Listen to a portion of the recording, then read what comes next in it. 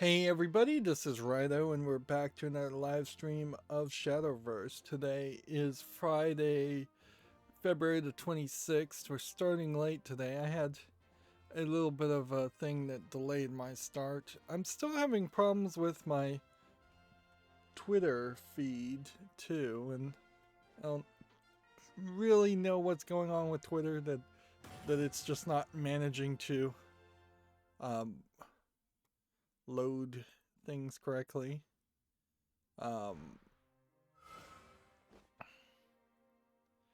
Yeah, I don't know what's going on there. Maybe I should let my new suspender actually suspend this tab, but I don't know. I don't know why that would be an issue. Um, yeah. So, hey, we've got a new Shadowverse tie-in. That's 7 stories.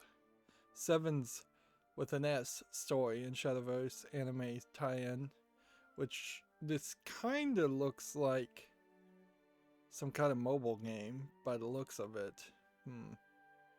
Like, this character does not particularly well match to any of the Shadowverse characters, and then some of these other characters sort of match, but sort of don't.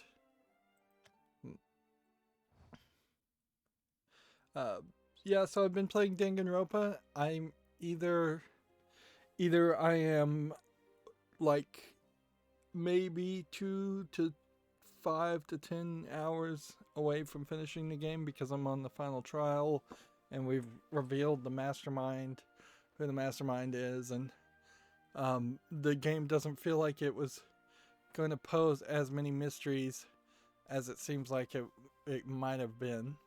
Certainly some of the ideas that I've had haven't really fleshed out in any way, so it would be weird. Certainly, I was thinking maybe there'd be alternate realities or clones, and if there are alternate realities and clones, then they haven't really given any bit of evidence to that. This is just wild speculation on my part, so I don't feel like I'm probably spoiling anything much. You can see here I didn't really accomplish anything off of last stream. And since we're starting late today on the Friday, I kind of want to wrap up early. I did work on my router, installed most of the settings except for the quality of service settings, and now I'm just been doing a burn-in test for the past 2 days after Wednesday's stream, just to make sure everything's working and working fine. I think, unless I properly made backups of everything, I think I may have lost 100% of everything that was on the separate flash drive. That was kind of like an internal hard drive that you're not supposed to be writing that much to because you're burning out, and maybe that was the problem in the first place, is that I actually burned out the flash memory, the JFS partition on my router. So I'm going to definitely have a rethink about what I bother to write there as far as emailing daily logs encrypted from the router, particularly since at the end of the day, I don't really want the router to make too many logs anyways, because more often than not, that's just going to be information that's used against you versus information that's actually useful, particularly if you're not in a debug mode and your router is just working fine. But I do want that code, certainly, and to potentially have lost it when transferring from my old router to my new router, because I erased the old router when I installed the default firmware again. Sucks. And it still seems like the old router actually is broken. It would really suck if it turned out it wasn't, and I spent $250 on it, the exact same model, for no reason. But I could make use of that, certainly. Nothing is stopping me from potentially just installing a second router, if it actually works, on the other side of my house, and then doubling the range. I would also have some ideas as far as, since these routers are super fancy, you can plug in USB hard drives, so I might just plug in a fancy hard drive into each one as extra backup locations. Of course, how many backups do you really need in the same house before you're just kind of wasting your time? Because if the house burnt down, all that backups would be gone anyways. But I could certainly see an argument about not just having all backups on my server, which my server I locked myself out of, and then I had to reinstall the boot code, as it were, because that's what I locked myself out of. And now that means I'm trying to do a partial down and dirty restore, which may very well turn out to be a nightmare. But I'm actually a little surprised I was able to even work on my server and my router a little bit anyways, because I'm really need to be focusing on finishing Danganronpa, and then I really need to put my foot down, start uploading videos. I haven't been uploading videos at all lately. I need to upload them, and I need to schedule them, which I definitely haven't been scheduling videos. Man, and I am just saying a lot today.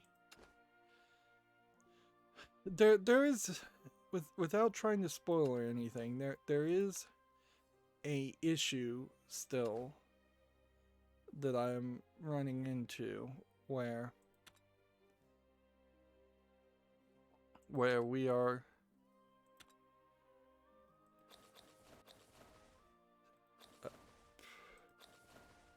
when playing Danganronpa, that they're revealing things, but the things that they're revealing seem like they don't really make any sense, because one revelation kind of makes this catch-22 that then questions a lot of it. In particular, there's a point, and this will be a slight spoiler, where a character's facial appearance becomes in question very late in the game, and it confuses the issue because you'd seen this character multiple times before in their face. And it seems to me, and I do suffer, I think, from slight face blindness, so maybe this is a case where it is affecting me and only me. But it really seems like because these are animated anime girls in the face that are in question, it seems like the real difference between what you'd seen before and what you'd seen up until this point was simply a matter of freckles. Like, in one instance a person had freckles, and in another instance a person didn't have freckles, and that then becomes kind of a pointless thing to worry about, considering how they had already had kind of a conversation around the idea. I'm gonna craft some cards here. That they had already kind of gone around the idea that you could use makeup to hide elements, so it's not crazy at all to think that somebody may have freckles on their face and simply wear makeup to cover freckles on their face. People in the real world do that all the time. So yeah, I just didn't fully appreciate that they seemingly haven't thought everything through, and instead what they've done is they've written backwards to solve something.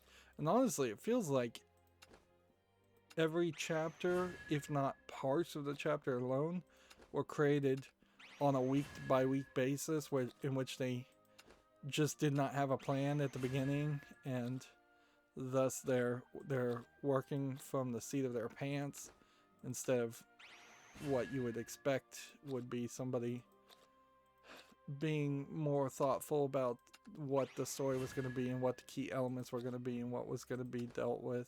It's not uncommon to run into a few plot holes or inconsistencies, but this game feels like it is just full of it, and it doesn't feel like it's a smart enough game that is intentionally trying to highlight the fact that the story is full of inconsistencies to reveal something greater later.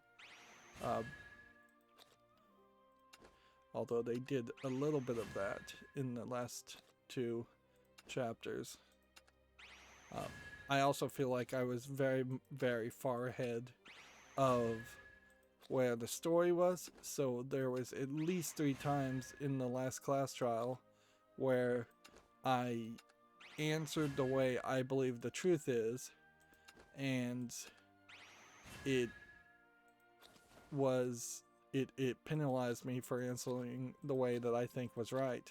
Although it did bring up a kind of pointless argument as to what the name of the mastermind is, because it really could have been one of 2 names and I was using the other name, and it doesn't really matter because it was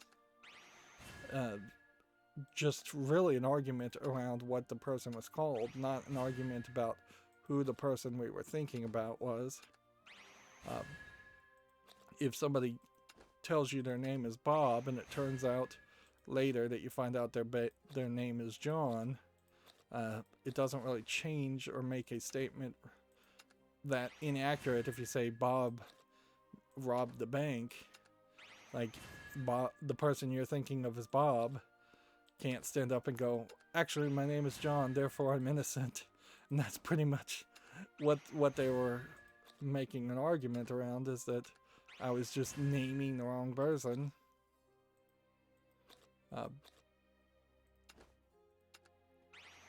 So we should be able to get, I think, at least one of every card. But you can see how this process is time intensive and not really something I should be doing on screen, particularly right now since there's really not a lot to talk about. There are rumors that came out just along this time that the Sony State of Play happened, that the Sony Interactive Entertainment Japanese branch that created things like the Gravity Rush series most recently, and a few other things. I think Super Monkey Ball, maybe. No, that's Sega, I think. Ape Escape, I think, is what they made. Basically, they haven't made anything lately, and they've been allowed to go over budget and over schedule for a long time, which is something of a matter of pride, I think, of the Japanese, and that normally a Japanese company would be in big trouble if they were over budget and over time, but Sony of Japan, Sony being a Japanese company, clearly wanted a Japanese team to make games in Japan and Japanese focused games, and they seemingly have now moved to more of a global perspective, and they don't seem to care. Plus, let's face it, Sony is pretty much at this point, at least Sony Interactive Entertainment, is pretty much not a Japanese company. It is an American with some European influence company being run out of California by Jim Ryan. So undoubtedly there will be some kind of office in Sony Interactive Entertainment in Japan, but I don't, if this rumor is true, which this would be a big blow to the pride of Japan, and certainly would just help decrease the number of units sold as far as PlayStation 5s and PlayStation 4s. That's quite a scantily clad art piece. Yeah. That is, let's see, when did this get released? That's what we would like to know. Brigade of the Sky. Like, I just don't feel like Shadowverse would make a card like that anymore. Like, that's a lot of skin by the new standards.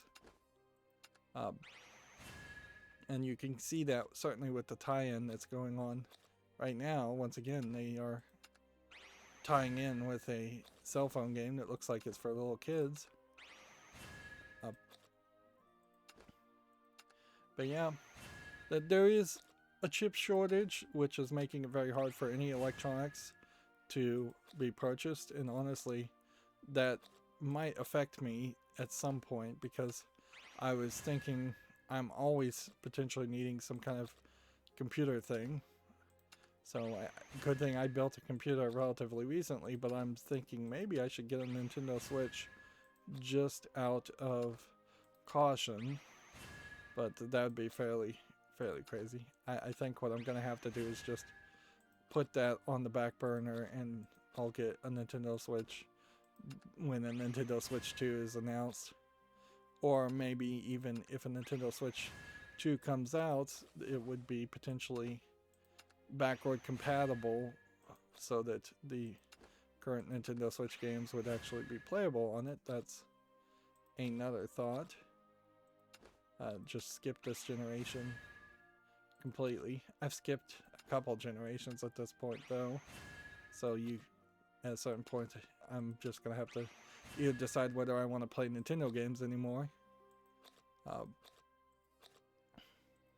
But yeah, I could see Sony simply saying that the reason the PlayStation 5 is not selling so well in Japan is because of chip shortages and supply issues, while ignoring the greater issue of how betrayed I think the Japanese audience, the Japanese gaming audience, is going to feel, particularly now hearing that their only first-party development company, I think it's the only first-party development team, is being laid off or scaled down. We're not getting specifics there. We have, however, been seeing a lot of Japanese game developers leave from established video game companies. Alright, so I'm going to just start with this 1-7 and call that a day. And that used a decent amount, like 3,000 of the vials in units of 50.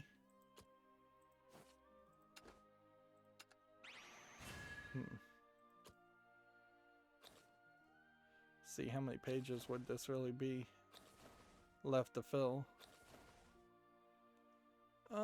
Actually it's not really that much, so we should just finish the job. Of course, going this way does require about 4 clicks, where it feels like there should be a button somewhere with a big warning on it to say craft 1 of everything you don't have 1 of, and then that button potentially should change to a craft 2 of everything, craft 1 more of everything you don't have 2 of, and then craft 1 more for everything you don't have 3 of. You could easily have a pop-up box to say bulk crafting. I don't know if the game really wants you to be crafting cards though. That might be the case.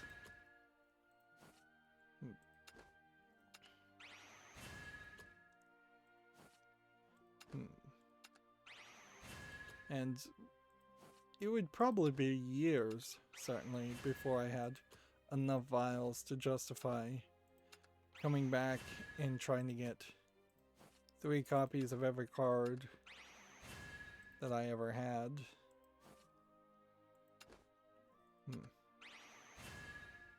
And it would probably be very unjustifiable to buy or purchase packs for old expansions in the unlimited section ever.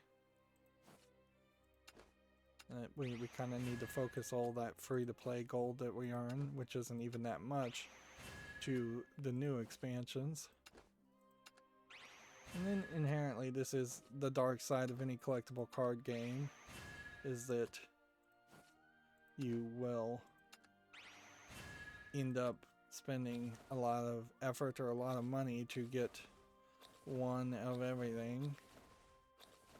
But now I have a complete collection as far as the bronze cards for the 67 pages that is, the next thing would be to work your way up to the silver cards, and you can see that that would be a lot more work and a lot more time, and I have 13,000 gold, so it would potentially make sense. Like at some level it might make more sense to see, this costs 4 times as much with 200 vials to craft this, so I'd run out of stuff fairly quickly.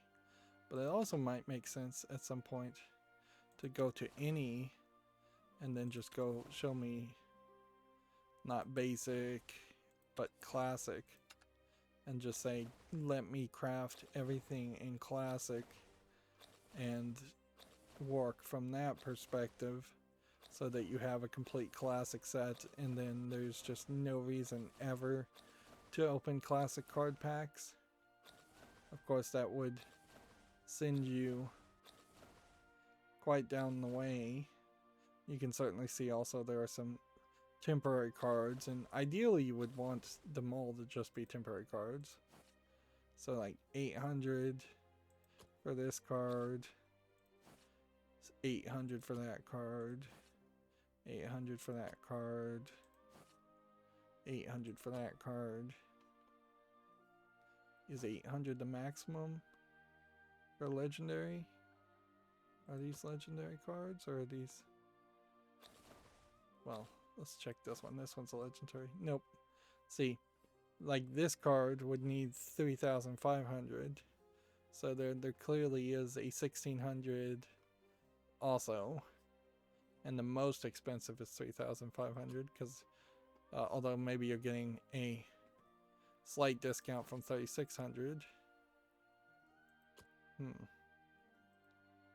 see. If we were to say, show me gold cards are 800, and then nearly 4 times that are legendary cards, which I do have a collection of every legendary card for 3,500. So yeah, which at a certain level maybe they realize that the only important cards are the legendary cards, and they've just given you everything you need, at least for classic. Alright, well, let's actually get to some gameplay. I did finish all of the solo, I think I mentioned that, and then let's go through the video game news, and then let's try to wrap up. We're still Dragoncraft and Havencraft, so not in a great position, and then we're still just trying to get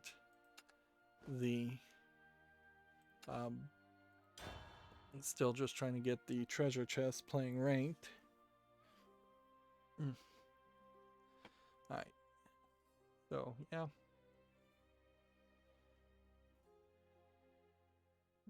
the G4 is still doing things. What's funny most, I think, about G4 is that they put out yet a different Friday like stream schedule, which I would have assumed that the stream schedule is the same, so maybe they're just gonna retweet a stream schedule every week just to remind people. At a certain point that'll get annoying, but since they are trying to set things up, I kind of understand it. In the same way that I would hope people wouldn't get annoyed with me if I decide to have a consistent schedule and announce it. I could easily put out notifications of like, hey, these new shows are starting at this point and they are airing at these times, and that might get more people to watch the pre-recorded footage. That almost certainly is a great idea that I won't actually take my own advice and do. But yeah, there's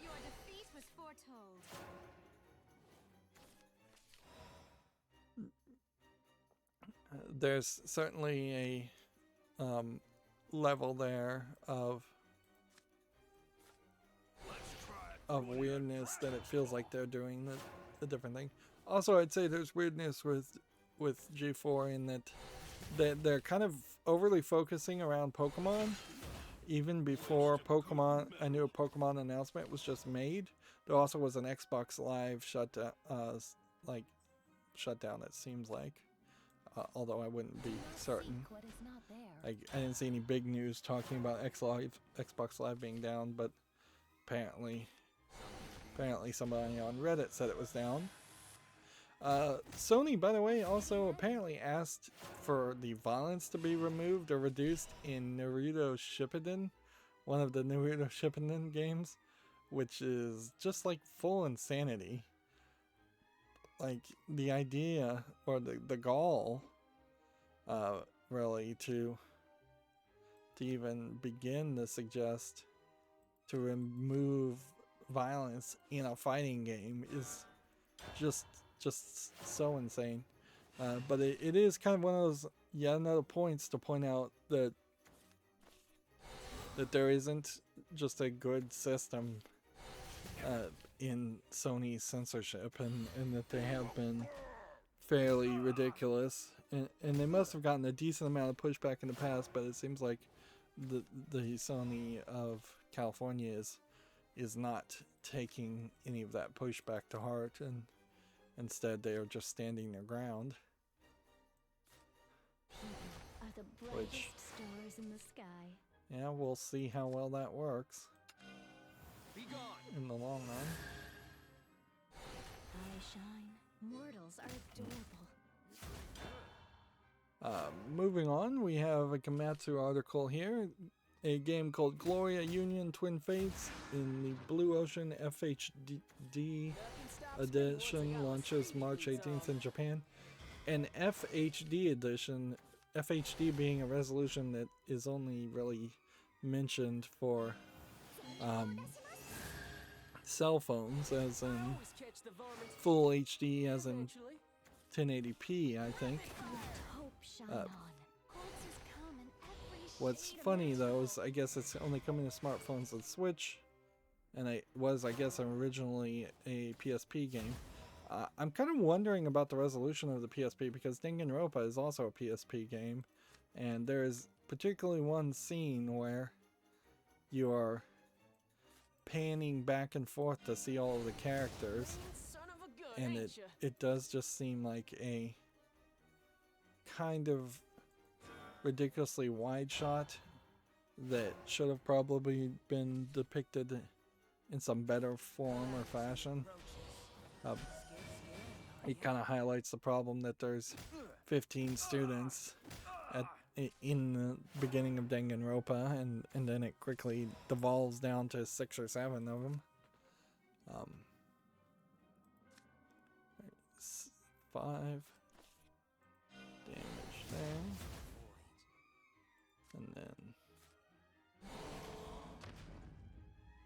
And do we want to evolve this?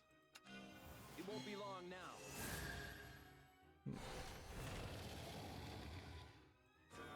Then end the turn. Yeah, this RPG, from the one screenshot I see, looks like an RPG, and that's pretty much all I can say about it. Here we have a game on Steam called Death Park 2, which, I mean, I can't specifically just call this an immediate asset flip. This looks like there might be something here. Kind of feels like it's a first-person shooter where you're running around a world that would be the equivalent of a Halloween park. $5.99 English. What I guess I want to see here is from Euphoria Games. So Death Park 1 came out in 2019, and it's very positive. So, okay. Like, I guess I can't hate it. I feel like I probably did see this game too. So I'm going to put the first game on the wish list. I'm going to put the second game on the follow list so it gets a few more reviews. And we'll move forward. Like, it seems like if it took them 2 years from 2019 to 2021 to release a new game, they hardly are flooding Steam with cheap asset flip games. Next, we have a Gematsu article, The Wicked King and the Noble Hero teaser trailer. First details and screenshots. This looks like this is based on like a picture book. Looking at all this art. Which that might be an interesting game, although it does kind of feel like it might just delve deep into RPG mechanics and might get fairly boring. Going cutesy is an interesting idea, certainly. Like, we don't need every single RPG to be a fantasy, straight, serious game.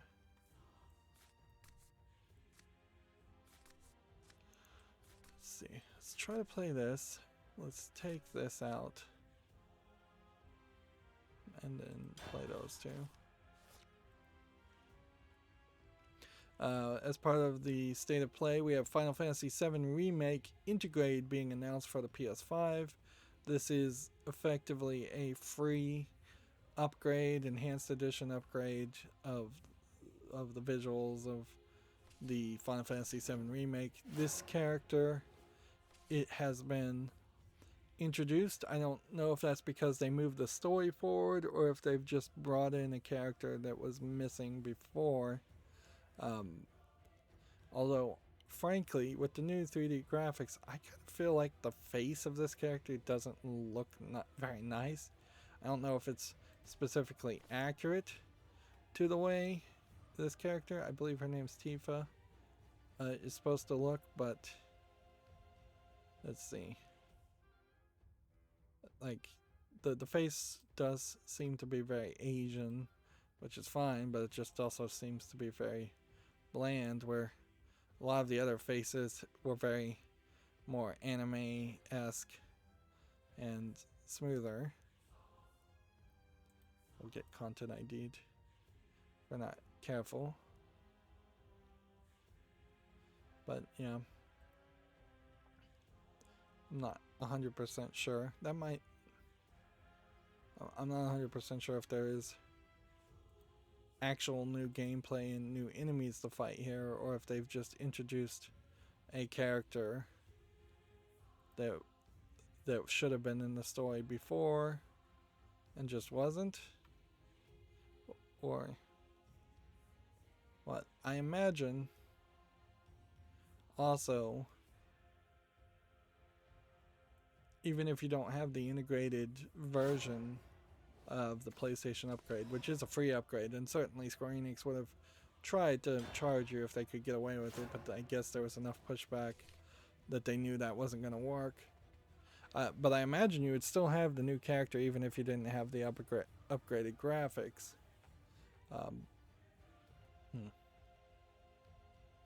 But yeah, here's the Friday schedule G4 put out, and it does seem to me like what we're seeing here is the exact same time for every single show. So that seems fairly insane. Why in the world would you have Attack of the Show or before the Attack of the Show at 10 a.m. Pacific time, and also X-Play at the same time, counter programming against yourself, and the esports show at the same time, counter programming, and whatever B4 G4 is at the same time? It's like these logos don't even matter, and it's all just going to be the same schedule for everybody. But yeah, here you can see they're talking about Pokemon, and then they're talking about Pokemon Snap, so it's just like all Pokemon at this point. G4's favorite Pokemon. It seems really crazy. Here they're talking about Olivia Munn, who worked for G4 and for a brief time became an actress. I mean, she was always an actress even when she was working for G4, but she got on. She got to play Psylocke in one of the X-Men movies that almost certainly is not canonical. It would be interesting to see if she actually managed to get integrated into the Marvel Universe. That would be a big career boost for her. Xavier Woods, as aka Austin Creed, is as a wrestler making a show. More wrestlers, I think, are going to definitely be part-time hosts or full-time hosts on the new G4. Let's see, did they take the old schedule down? No, here was the Friday schedule before, and it was before Attack of the Show at 10:15 Pacific time, and then X-Play at 10:30 Pacific time. So they were only building themselves 15 minutes anyways, but now they're building themselves nothing at all. So it kind of feels like that's a mistake, like just complete incompetence on their part.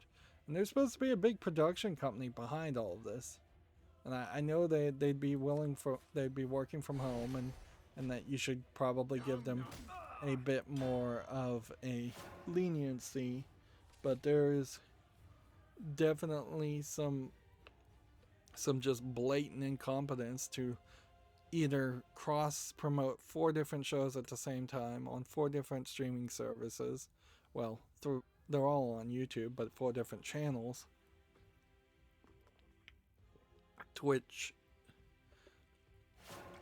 only being streamed at the, well,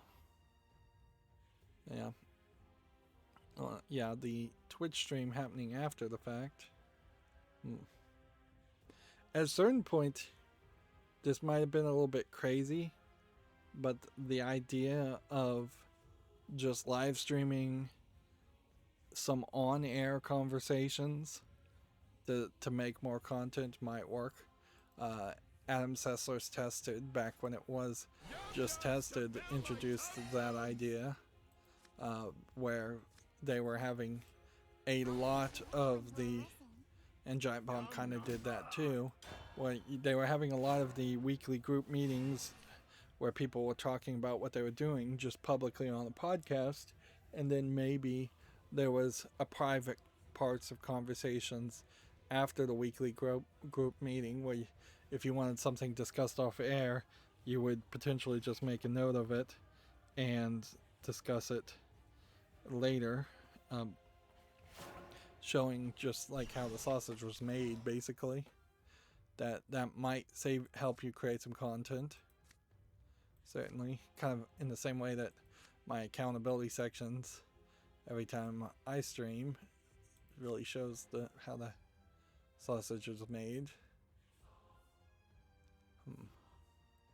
Alright, let's play this. Then attack here, and there. They also are playing the new character as the new CEO of X-Play, kind of like a incompetent fool / Vince McMahon character. And I wonder how much of that we really will see if G4 ever gets going. Of course, I'm talking way too much about G4 at this point, because it very much could just come out like a soft fart, for lack of a better descriptor, and people could just be like, yeah, we don't care about it at all, and it could fail within 2 years.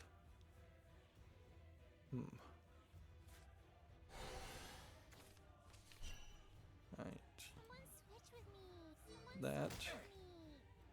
And then let's go and evolve here. And attack with that. Higher than the clouds, yup. Nom nom. Nom nom. And that. Let's see.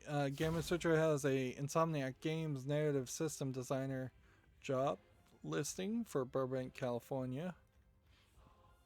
We might start to see some more job listings.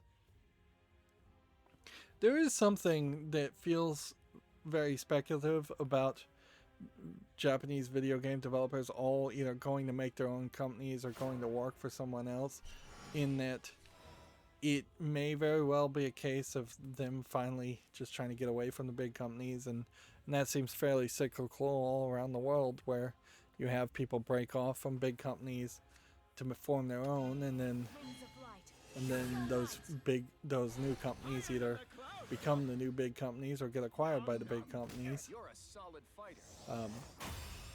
But it also might be that there's some more kind of secrecy going on there, in that people may be going to form temporary new companies, and then those temporary new companies may get acquired by the likes of Microsoft. That's certainly what I would do, is I would have Microsoft swoop in, if I was in charge of Microsoft, and own 49%, if not all, of a company in Japan, and just be very hands-off with it and say, you guys just do what you want to do. Of course, inherently, almost all Japanese game developers want to go over budget and want to do something crazy and ambitious and too large for their own good. And maybe Microsoft would be willing to put up with that for a few years, but eventually somebody's going to have to rein in the budget. Because there's one thing Japanese anime will teach you, is that they want to go big and bold. They don't want to tell boring normal stories. You're not going to have something that is a simple, like, slice of life story from a Japanese creator, with the exception of that game The Simple Life, and even that seemed like it was a little crazier and more ambitious. Moving on, Gamatsu has Solar Ash narrated gameplay walkthrough for the PC, PS5, and PS4. This is a parkour game that was also announced in it. It's parkour in that I think it's kind of on kind of a rails, sliding, running, and jumping. It has a fight mechanic that you also deal with, but you can see these blobs certainly are there to, the pink blobs are there to be collected, and then the black blobs are there to be attacked. But there definitely are lines clearly in this world, and it's slightly questionable how much gameplay you can really put up with this. I feel like this could be very finger blistering fairly quickly, or just very disorienting, or very short. It kind of feels like it's almost like a reverse Splatoon game, where the world is just covered in goo that I assume you're trying to get rid of the goo. And then there are some big moving Goliath bosses that you're going to have to take out too. It has a different art style for sure. Looks like it might be fine. Probably not a super amazing game or anything that is going to be a top tier seller, but not terrible either.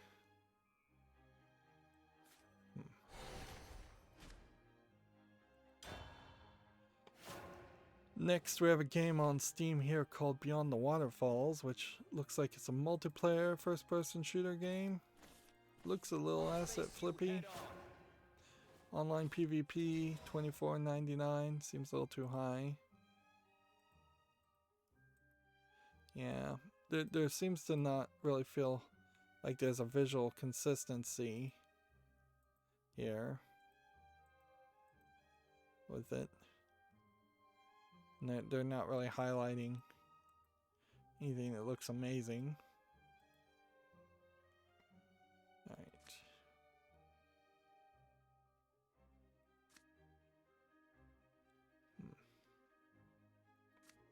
Gonna go ahead and play this, I guess.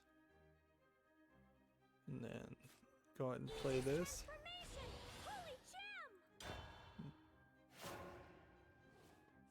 Another game that was announced from a company called Slow Clap, or SLO Clap, I guess that's how you pronounce it. Slow Clap is a third-person action game called Sifu for the PS5, PS4, and PC.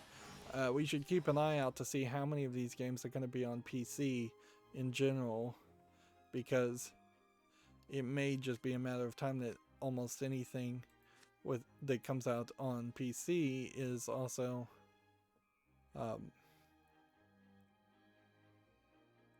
it is also going to come out on the Xbox, which I think it is also worth mentioning that the memory expansion, the M2 sticks on the PlayStation 5, they've just now announced that they're going to start enabling that at some time during the summer. So if you were installing a ton of games on your PlayStation 5 since day one, there's a small chance you'd run out of space before you could put an M2 slot in it, because they're afraid of overheating. On the other hand, I'm not sure any of the memory card expansions for the Xbox Series X have actually been delivered or made. With the circuitry shortage in particular, I wouldn't be surprised if those have just not actually been available either. I feel like both systems could easily be updated to use hard drives just through USB hard drive if they don't support that right now, but you also need to consider that there is a high chance that the Microsoft hardware will be better programmed to adapt to that kind of stuff than the Sony hardware. Anyways, talking back about Sifu, I believe Sifu is a Japanese word for master, as in a karate master, or an honorific like that. So, but I could be wrong. It could be Sifu is a student, because they say Sifu tells the story of a young kung fu student. So, yeah. You can see that's very Japanese here. Bunch of Japanese people that I guess this is going to be probably somewhat like Karataka, in which you're just going to go down a line and fight people. They seem to have weapons. This feels a lot like the hallway fight in Double Dragon. Fighting a girl there, I think, for a brief moment. A lot of tattooed, I assume, Yakuza. And then at some point, I guess maybe you fight your master who had become corrupted. That's one of those games where it's very much just going to depend on how well, just how well your programming is as far as the game control mechanics.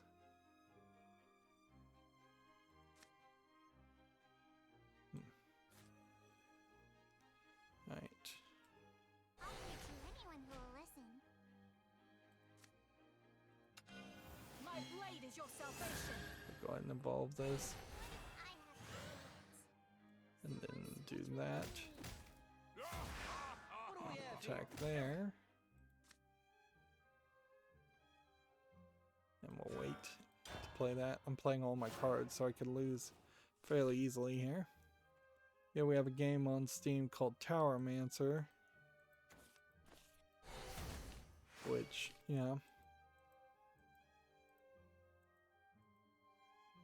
this looks like a tiny tower game with maybe a little bit of a different gameplay in that there's some kind of overworld map, but I just don't feel like there's enough there. If anything, I wouldn't be surprised if the overworld map that they briefly showed was actually just a level select and you have to build multiple towers. And inherently I don't see anything super wrong with this idea. It's just that the tower simulation games are not that interesting, and going in a fantasy realm is an interesting idea, but it's still not enough. $7.99, English, Portuguese, Brazil. Yeah. Well, see, it says level 13. And then we see all of this, almost like it's a tower defense game element too. Phoenix graces you with her presence.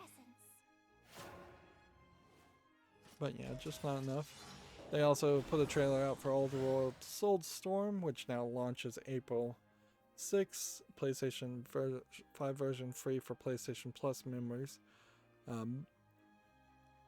So, once again, that is an Epic Games Store exclusive. I wouldn't be surprised if a lot of the ones listed for PC were Epic Games Store's exclusives. Probably going to see a decent amount of that for another year, even if developers have given up on that idea going forward. This looks fine as far as the Oddworld games, but it doesn't particularly look good enough to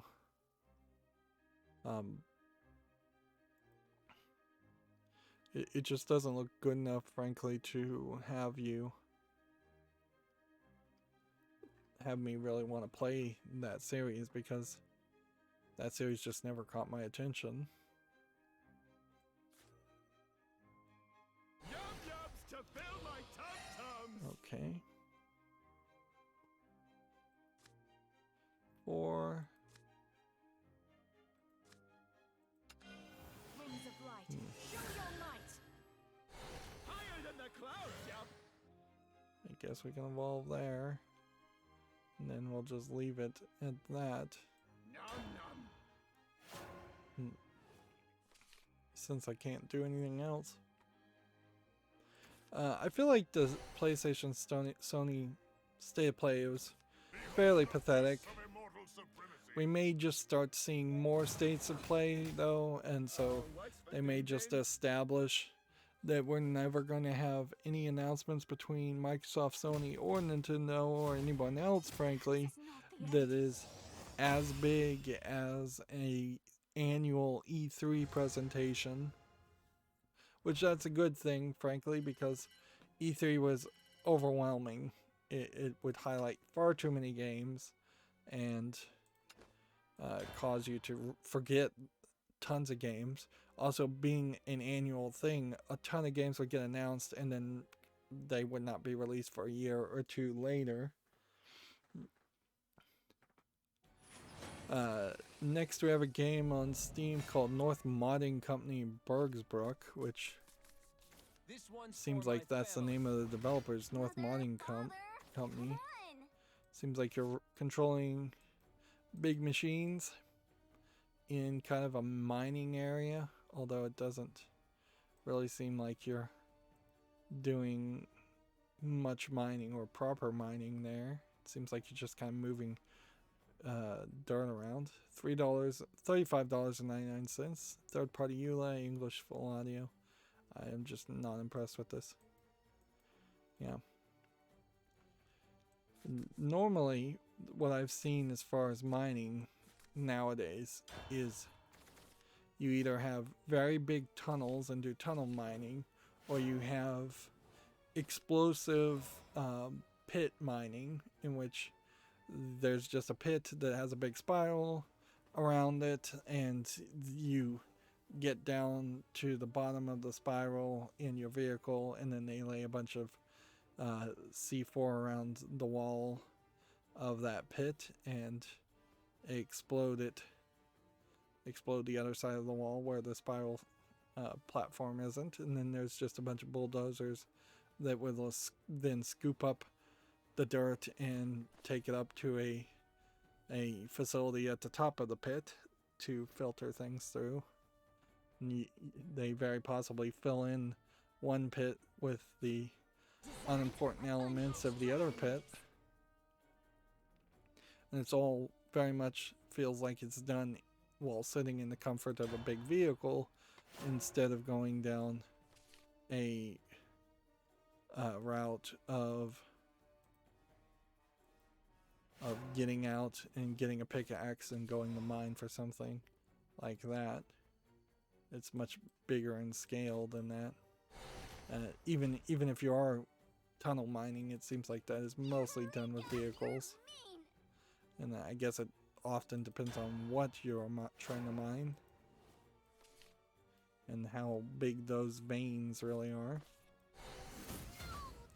Speaking of big, this next game is tagged with nudity, and there is just a giant amount of characters here with giant breasts and well, let's show one. Here we go. We got like giant breasts and giant butts. There's this game called League of Maidens, tagged as nudity casual customizations. They have a standard edition and an ultimate edition for $13.49 for the standard, $26.99 for the other. And it seems like it almost certainly is just an asset flip character customization. It has in-app purchases. It says it has English full audio. The actual gameplay seems to be running around kind of as a superhero, shooting things and fighting monsters. Seems like it is kind of, yeah, the Avengers if you like big busted or big bootied characters. Which I can't say I hate that, but I would say that the anatomical proportions that are being shown here are not to my personal fetish by any means. They seem to be far out there, far too wide, far too big and wild. But on a certain level, I would also say, as an adult game, and you have to kind of hold it from that perspective, it looks like somebody is trying to put content into this, that they're not just being ridiculous. A lot of these characters do feel like they're done up like Spider-Man, or Archangel, or Cheetah, or Captain America, except for just female 3D models, Sailor Moon, for instance, in the different Sailor Scouts. One with green skin and one with tiger stripes. So you can kind of make your own customized character, I imagine. Although, it would be kind of weird if you got into this game and the boob slider started at giant and only got bigger. Let's try throwing in a dragon's claw. I kind of just have to question, though, whether there could be enough of a playership here. It's a single player game, so I guess it doesn't matter, but I just don't know if there would be enough polish on something like this, or whether this would only deliver in the sex and not deliver in actual gameplay. I think almost certainly it's only going to deliver on the sex. Let's see.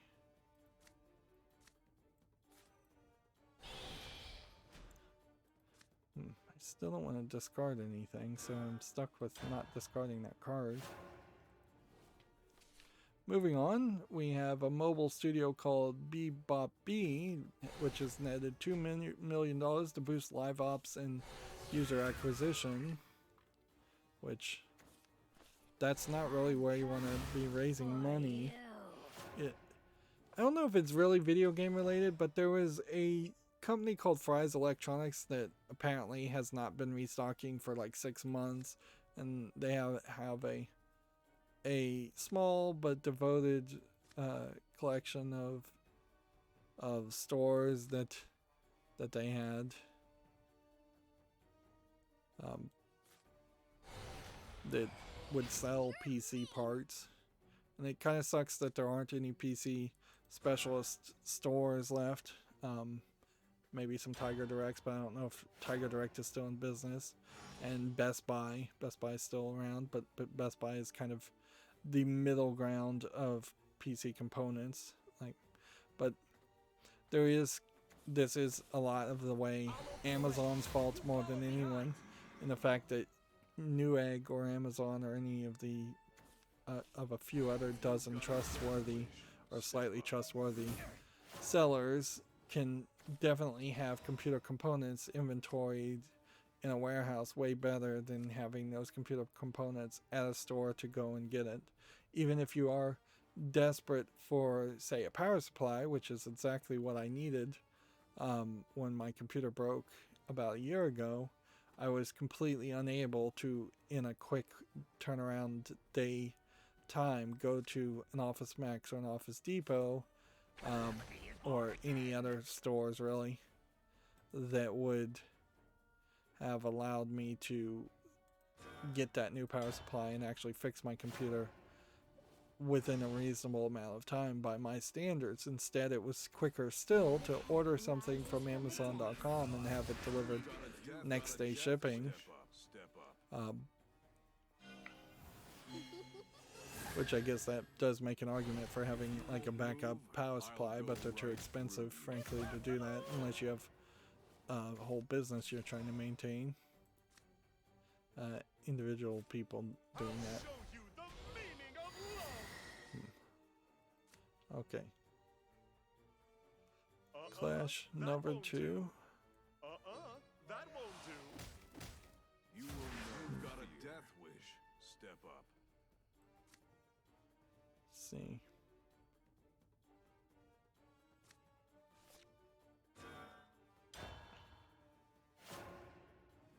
So yeah, Fry's Electronics shut down all of their businesses. They did it in a very abrupt manner too. Normally, you have going out of business sales, or you just you try to clear out inventory. Instead, they just said we're going out of business as of midnight tonight. And there really hadn't been any talk. Maybe it was just a private company, and thus they didn't have to make any kind of disclosures or anything like that, and they were able just to go out of business. I don't know. Even in a big city, it's definitely hard to pull off competition with Walmart to sell TVs, which is going to have to be still a decent amount of your sales, and printers and ink and things like that are all the bigger sales items. You definitely aren't going to get somebody to come into your store on a weekly basis if you're selling computer parts. Well, most people. Even in the middle of the pandemic, when everybody needs webcams and everybody needs laptops, people are still not willing to go into stores.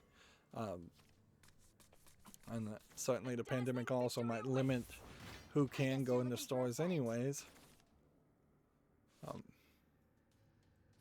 We may just be very much entering a world where everything is always shipped and everything is always delivered, and we just desperately need more competition to Amazon, and Amazon just needs to be broken up in general. I did get one of the comic books that I had ordered used, and yeah, I recall one of them was labeled as a library copy, and when I got it, it was definitely a book that had been in the library. It had stickers all over it. The back cover was bent on one edge, but I mean, that was the risk I was taking, certainly, and that was the amount of money I was willing to spend. I am in a bit of a quagmire now where I might get a little bit snobby, and I might decide to throw away the library copy and get a new copy of that one volume of the trade paperback. It kind of depends on what quality the other 10 books or 12 books are. If it's like, yeah, 2 of them are really bad, but the rest of them look as good as new, then I would be more than happy to replace one for a bookshelf consistency. Otherwise, I may just live with them if they're all bad and just be like, well, whatever.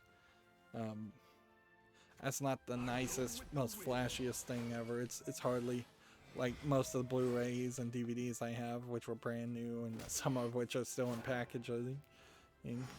I actually moved my record player, which I haven't used the record player probably in 3 to 4 decades. I'm probably exaggerating there a little bit, but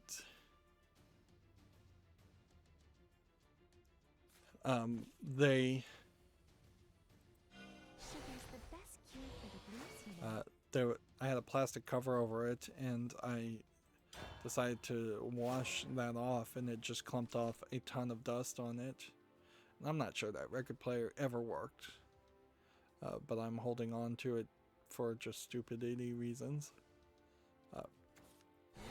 But yeah, if I got really ambitious, there's a decent amount of old stuff I have as far as AV, old surround sounds. I have a Laserdisc player I've never really used, a tape deck player I've never really used.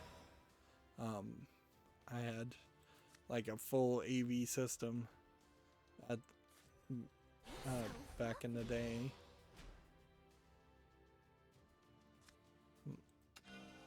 My blade is your salvation. And so much of that stuff just doesn't matter anymore. I was briefly thinking about building a karaoke machine. I don't think I'll probably go into that, but it does present a different perspective on trying to like do DLNA streaming of music and video. And that if you wanted to try and integrate karaoke into that, you basically need a special software that would then convert MP3 or FLAC plus G files that have the graphics into just a regular video and hope that the streaming and everything on that would work. But there is also a decent argument to not do any of that, depending on your karaoke software, whether it stops or pauses when you stop singing, and whether it moves a highlight forward is questionable. Like, I'm not sure how many karaoke machines do that or don't do that, and maybe only games do that, and not true karaoke machines. So there is potentially an argument to having a separate device to do something different, and even if you were streaming through DNLA karaoke music, then the integration of a microphone there is pretty much non-existent, because any kind of streaming device almost certainly does not have the connections and hookups to allow you to put a microphone input on it. Anyways, moving on, we have a game here called Dracula with a capital A, and it's just a platforming game where you throw spikes and jump on it. It seemingly is more of a Van Helsing game than a Dracula game. 59 cents, bunch of languages, nothing particularly interesting there. I need to hurry up. Let's see. Yeah, Gamma Sutra retweeted a 2015 article about the post-mortem of Silent Hill The Room, which doesn't matter. OpenCritic has Another Eden, The Cat Beyond Time and Space, which is coming out from the writer of Chrono Trigger and Final Fantasy VII, which, okay, seems like that's doing its own thing. It won't be long now. With a robot girl and a frog and pirate looking characters here. More of a fairy-esque magic character. If anything, there might very well be an argument that Final Fantasy, as it goes forward, has to be more and more realistic and less about the chocobos and the bunny girls, and the weirder characters. And so anybody who was into those weirder fantasy elements or sci-fi elements, because sometimes Final Fantasy is sci-fi, sometimes Final Fantasy is fantasy, usually it's a little bit of both, they might want to leave and make a less constricted story. Double Fine on the 25th mentioned that the Psychonauts 2 is going to support English, French, Italian, German, Spanish, and Brazilian Portuguese. Apparently some people were asking about what language that's going to be. It's going to support not Chinese, not Japanese, not Korean, so none of the Asian countries, not Russian, or Ukrainian, or anything Western or Eastern Bloc, as it were. But all the North American languages, and a lot of the Central and South American languages, and a lot of the European languages. So we kind of know what regions they're targeting towards. Although at the end of the day, that we still need to see Psychonauts 2 actually get made and released, which that's slightly questionable in itself. So here's Gamma Sutra. There's a report that PlayStation is slowly closing down its first-party Sony Interactive Entertainment Japan studio after 28 games, 28 years. Which honestly, 28 years isn't even that much. Let's see.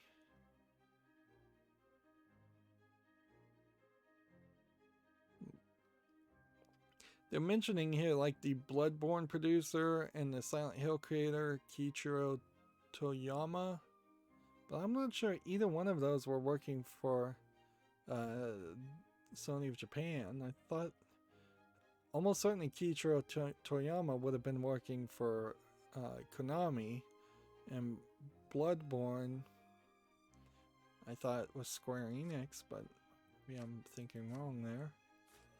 Let's try throwing in a dragon's claw. This was a terrible card to play. They mention here also Toyama formed a new development studio called Bokeh Game Studio.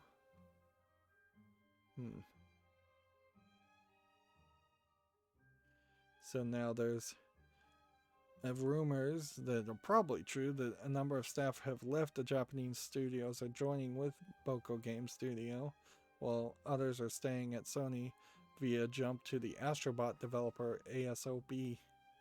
So there is one other Japanese game developer. So in a lot of ways it may be more of just reshuffling the decks than anything else.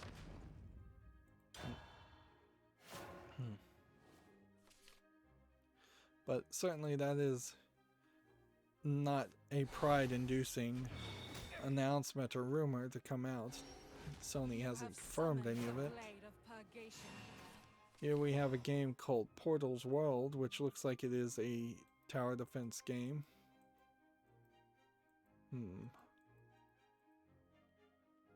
See, $3.99 English full audio.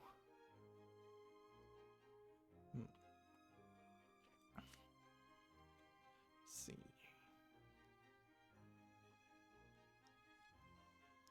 What else could we do? My dragon and I are one.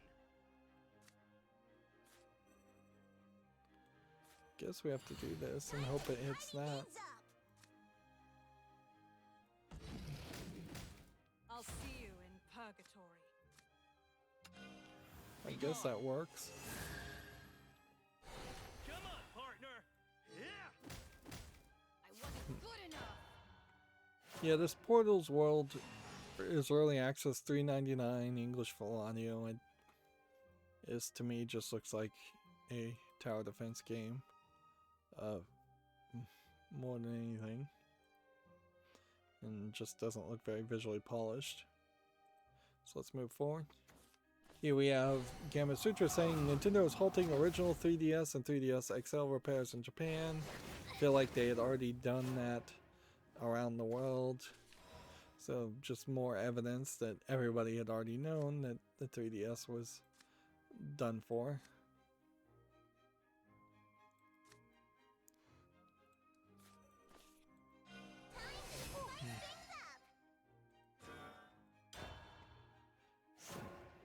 Some of these news articles are just so straightforward, there's really nothing to say. Here we have a game on Steam called Papercraft, which just looks like a Minecraft thing. $8.49, bunch of languages. Yeah. Now is particularly a bad time to try and get interested in a Minecraft clone, considering how there's a lot about to be released for Minecraft in general. Them effectively just adding a whole new layer to the world. If anything, I would slightly question the Allow me to test your worth. I would just slightly question It won't be long now. the quality of the expansion in Minecraft. Like, I feel like there should be probably some new enemies in the new layers or something else to mine. Creepers and skeletons and all of that have been so dominant underground in Minecraft that even if it was a higher chance of charge creepers or a different kind of spider or something else, and I know they had kind of already introduced a character in the Minecraft, so maybe this new area will just see more of that new character that can, I think it's blind and it sees you by hearing you, so if you make noise by jumping up and down, it will find you. Here we have Techraptor covering the same story. Sony Japan reportedly shutting down this year, so the Astrobot developer Asobi team will remain. Yeah, I think I did at one point say there's a chance that that we may very well have a lot of Japanese companies just give up instead of trying to follow COVID restrictions and things like that.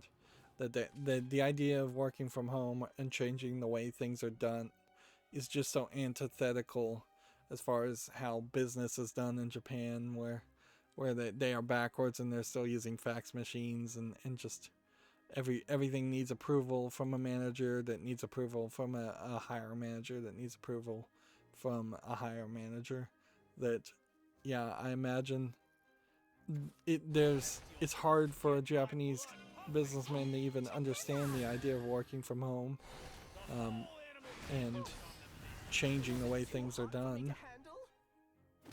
And so we may see a lot of companies that are just unwilling to change.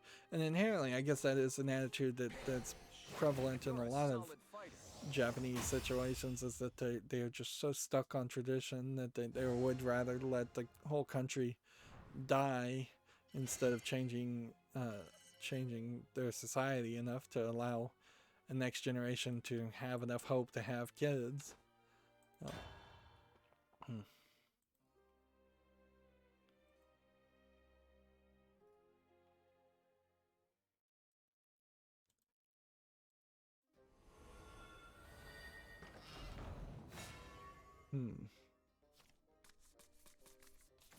Well, we got a Bloomberg article here that says EA Arts has canceled Gaia game after years in development. I think we'll get this article somewhere else.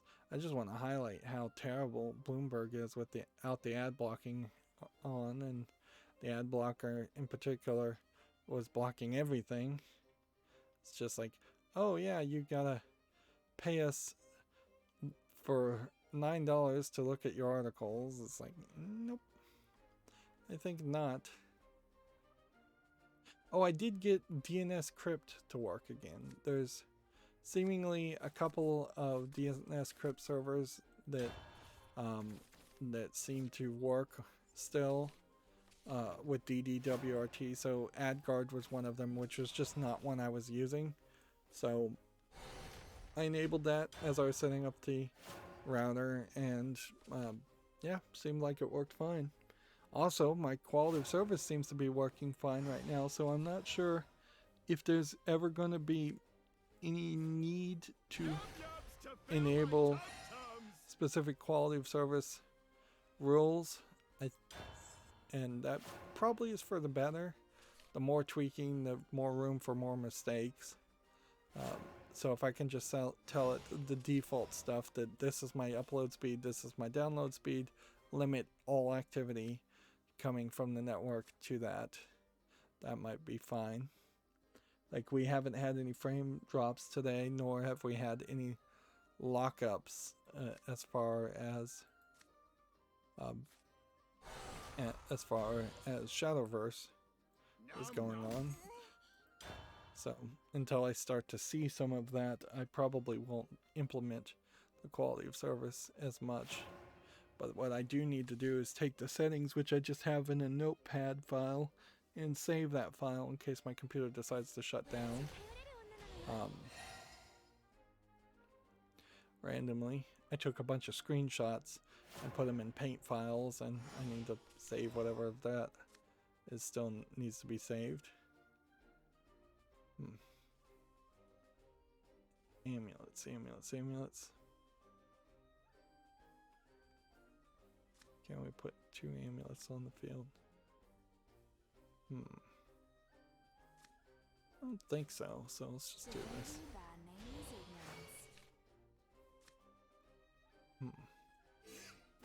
Check here, on the check here. Gamma Sutra has an article here. The ongoing Fallout 4 DLC lawsuit could impact Microsoft's takeover of Bethesda. Apparently there was a lawsuit filed in 2019 where Bethesda misled consumers by promising the $30 season pass of Fallout 4 would include every single piece of DLC for the title. The company claimed the value of the season pass content would be at least $40.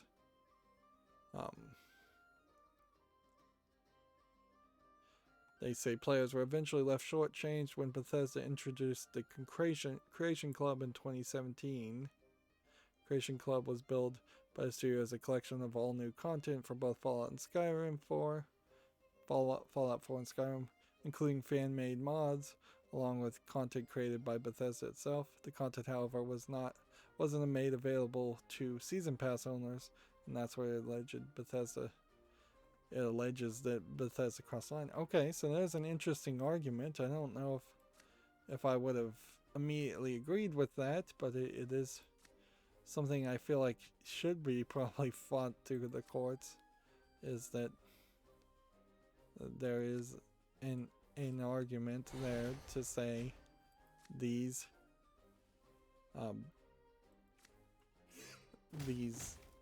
people who bought the season pass, which might include me, frankly, probably do deserve all content from the Creation Club if that's what's promised. And I'm sure that's not what they were planning, but Bethesda needed to be smarter than that. And frankly, it would not cost Bethesda anything to instead of maintaining this lawsuit, to simply agree to say, yeah, we'll give you a digital copy of everything in the Creation Club. And if anything, that highlights the over focus around having the Creation Club and creating something like the Creation Club in the first place, where most game developers during the time would have thought that whole idea was pretty dumb and not tried to put in-game purchases. Gamma Sutra does have a new article promoting the GDC showcase for Obsidian's storytelling process. Which honestly, at this point, I probably should just, if anything is talking about GDC, it's an advertisement from Gamma Sutra because our parent company owns both.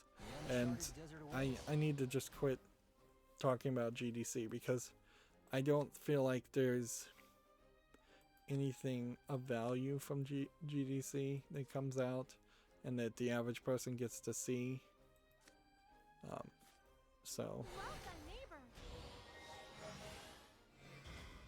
yeah, going forward, I'm going to try and filter those articles, and that'll save us some time.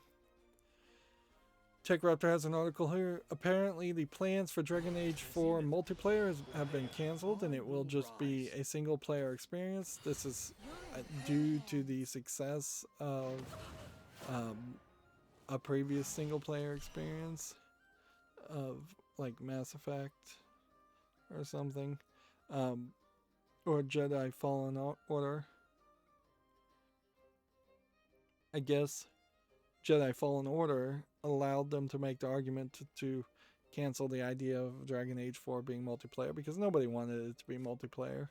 I don't think anybody really did, and there was questions galore certainly as to how it was going to be multiplayer anyways.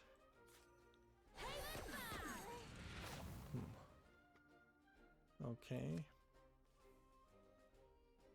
What do we have here? Go ahead and hit that. So I set. I will rise again. Transformation! Holy jump! Witness the power of prayer! That. And My that. blade is your salvation!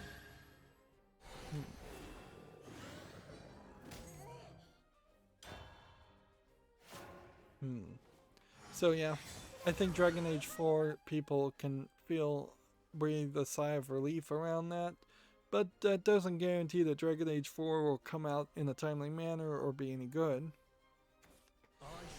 On top of the upgrade to Final Fantasy VII, they are also selling Final Fantasy VII Ever Crisis for the iOS and Android, which seems to be more cell phone versions of telling the same story. They're calling it a chapter-structured single-player experience that covers the whole Final Fantasy VII timeline. Which, when they say Final Fantasy VII timeline, I question whether that actually implies all of the Final Fantasy VII timeline, or just the Final Fantasy VII Remake timeline. Because it could be either one, frankly. I'll give it to anyone who will listen. Wings of light, show your might! Plunge to the depth. Your sentence is death. The world cycles on. That. Witness the power of That. prayer!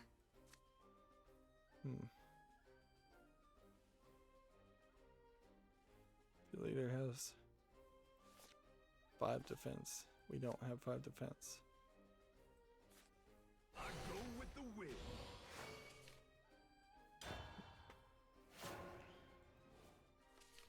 They also have a Battle Royale action game called Final Fantasy VII The First Soldier announced for iOS and Android.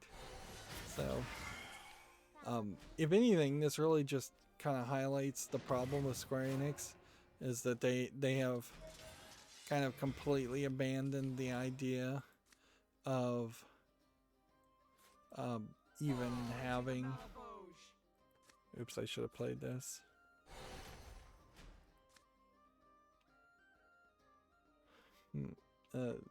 They've kind of abandoned the idea completely of having any games that aren't Final Fantasy related, and they're just doubling down and tripling down on Final Fantasy.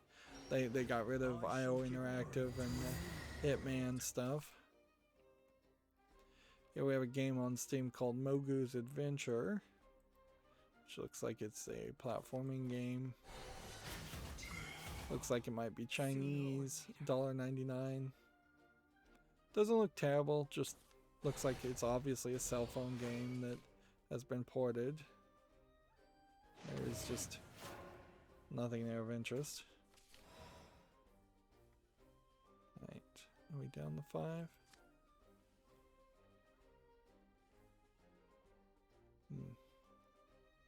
Draw a card.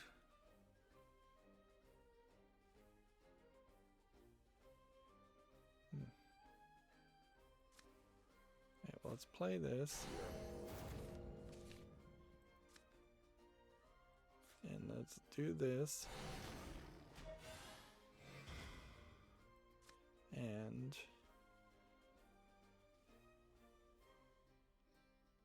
do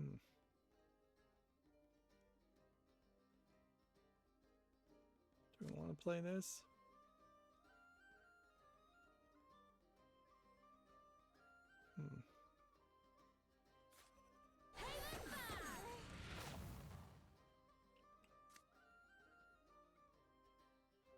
I evolved this would have done 9 damage. It still wouldn't have won.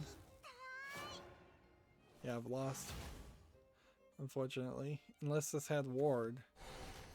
Unless he somehow does 4 damage to himself. All he has to do is attack and he'll win. Even though his attack would do 4 damage at the end of the turn to everyone, which This is not the end. we just don't get to that point where it would have been a tie.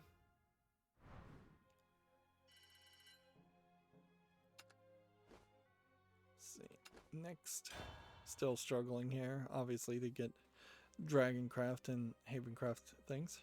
Next, we have a game on Steam called Relief Shin I Naru Anata E, which that's quite a long-winded title for what looks like a visual novel. Yeah, looks kind of like it's just a kind of slice of life romance visual novel. English is not supported, $26.24, Japanese and Chinese, which I guess that makes that an easy decision for me. We'll see if those we'll see if we have any games like that translated to English later. Here we have a game called Orb Overload, which seems just to be a platforming game. Maybe there's a little bit more to it. It seems to be there's a time management element where you have to touch or do something to reset. You have to touch a blue orb and swing on it or be near it to reset your timer. $7.99 is way too expensive for that kind of game. So, yep, we'll leave that with that.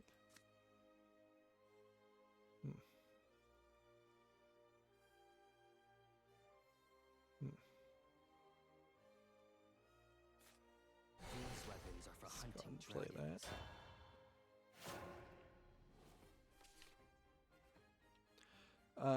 A game called Fanbyte. This is interesting. It has like an accessibility menu.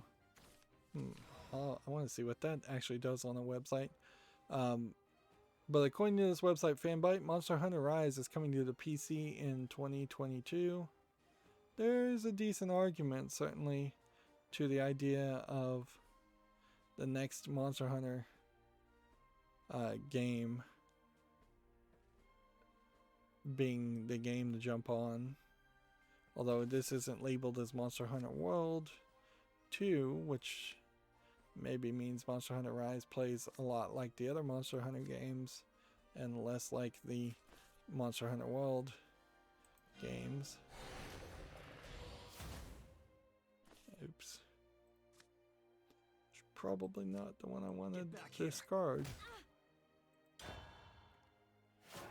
So when I click on the Accessibilities menu, it has a contrast, it highlights links, bigger text, pauses animations, it's dyslexia friendly, and then cursor and tooltips and line height. Interesting, this is by userway.org.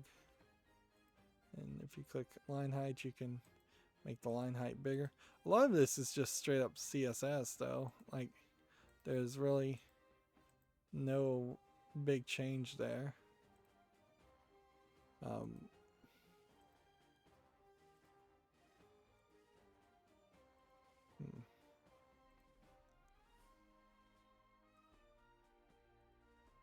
Yeah, there's a lot of this is just straight up stuff that you would change.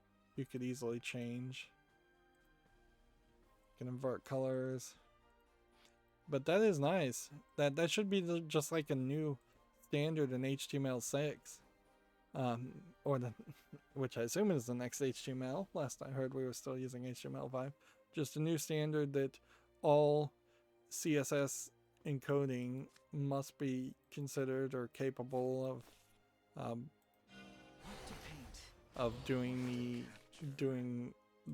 what we just saw there and more, instead of websites inherently assuming that somebody has their own setup, and because of that they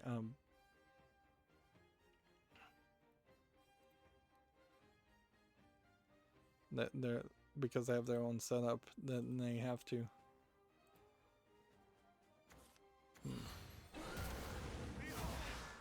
True masterwork.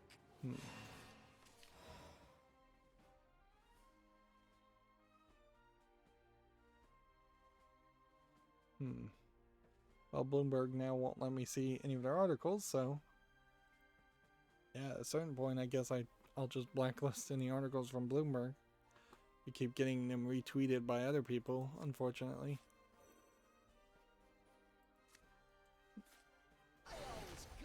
Man, it really is like 3 articles that you can see a month, and that's it.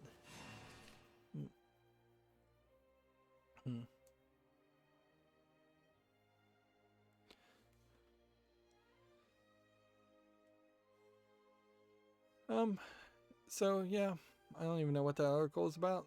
Again, I guess I don't even care, really. It was about the Sony storage thing. I had already read the headline on it, so that doesn't matter. Here we have a game on Steam called Strife Assault on Aviators, which is just a shoot 'em up game. More of a Western looking shoot 'em up game. And widescreen, which, I mean, for a shoot 'em up, it looks fine. At a certain point, I don't know if you can do much better graphics in a shoot 'em up without confusing the issue quite a bit. If you had hyper realistic 3D models of planes and the texture of the ground below below the planes, it probably would be pretty bad. There also seems to be multiplayer up to 4 players, which in widescreen that does make a lot of sense too. So there kind of is this possibility out there where we could run into an upgraded version of shoot 'em ups with 4 players being standard and widescreen being standard. And see, when that says they're thinking, I assume that it's just a case of the character player is actually thinking, and it isn't a case of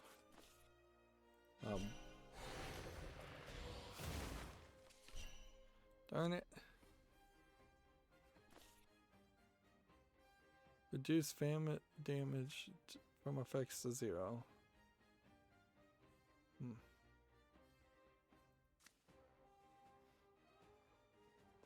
Okay, here.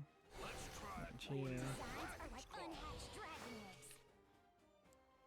And then this clash would give me 1.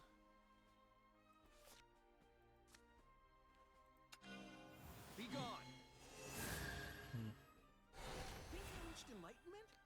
Stream on! A fitting end.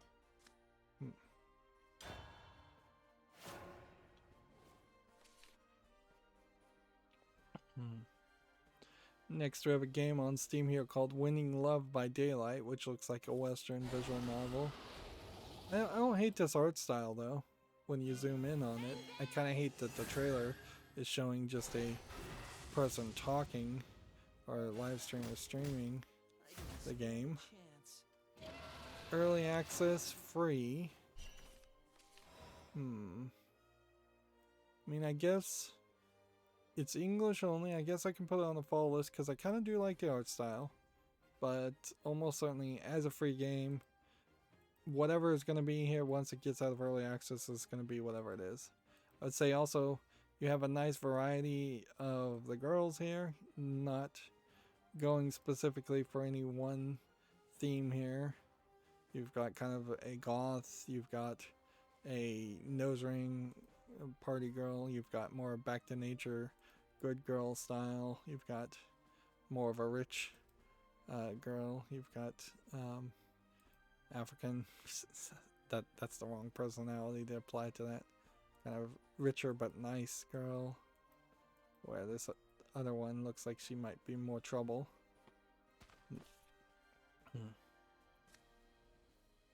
Okay.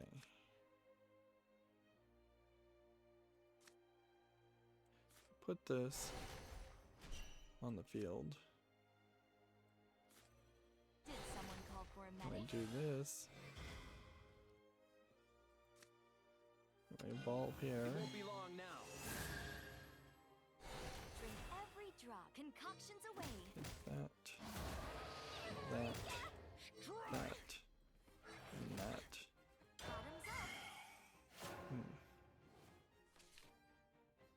Next, we have a game on Steam called Koi Farm, which, Birth to a new world. more than most koi farms, actually looks like there might be some actual game here. But I don't think there's enough actually to play. $2.99 English Dutch. You know, there is an idea around this. Instead of making a fishing game where everybody's just trying to hook the fish and potentially kill and hurt the fish, having a breeding game where you're actually trying to grow koi and fish seems a little bit nicer. Maybe it's not really that much nicer if you've got them in this tiny little breeding ponds and you're just breeding them for your own personal amusement. But at a certain point, that's what you do with almost any pet, is that you're keeping them alive or breeding them for your own amusement outside of their natural habitat. Let's see. I want to play this. Time to say goodbye.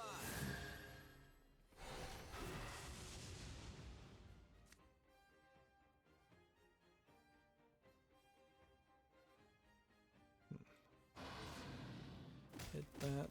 The world cycles on. And then go ahead and play this. Seek what is not there. And hit that. Hit that. And hit that again. So yeah, I'm gonna put Koi Farm on the fall list, just in the hope that maybe it could be a nicer idea. Next, we have a game on Steam called Big Chick, which looks a little too simplistic in the graphics. Looks like you play as a chicken, running around trying to collect other chickens, baby chickens. $2.69, English, Russian, Ukrainian. Yeah, seems just like it's a low effort game there. TechRaptor has all of the PlayStation announcements. So there was apparently Crash Bandicoot trailers. Knockout City was a game I saw too. So this, I believe, is Returnal. And this is Crash Bandicoot 4, It's About Time, PlayStation 5 features trailer.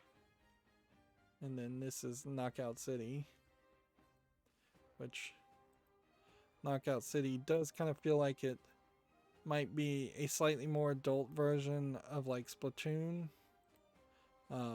It's kind of dodgeball with some other effects, which maybe there was an idea there that will work. Apparently you can turn people into balls. Sifu was announced, Solar Ash was announced.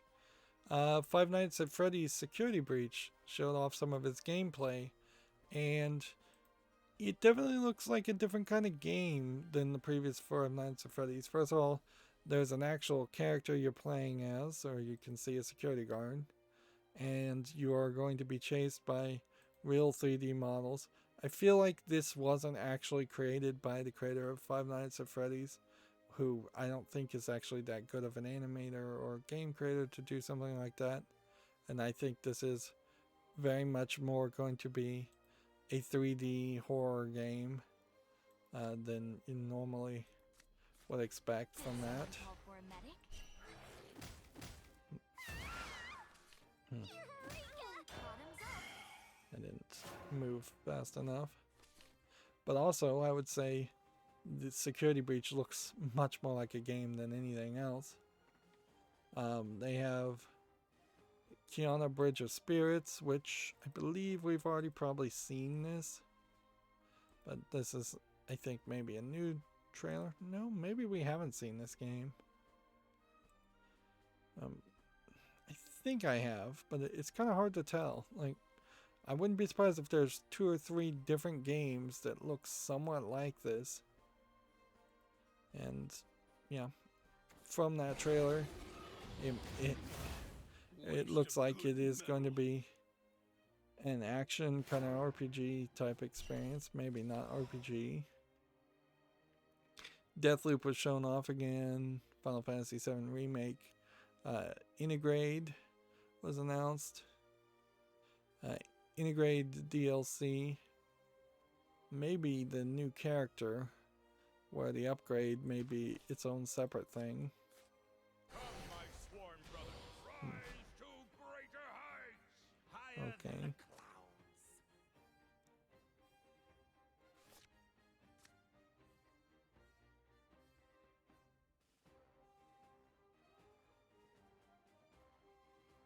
So this would do a massive 4 damage to his attack. It's not gonna work.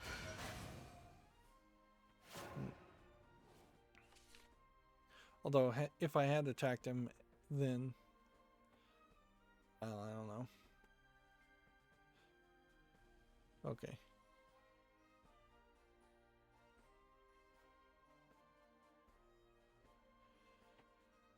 So the DLC is an expansion where you play as the energetic ninja named Yuffie, not, yeah, whatever I was calling her.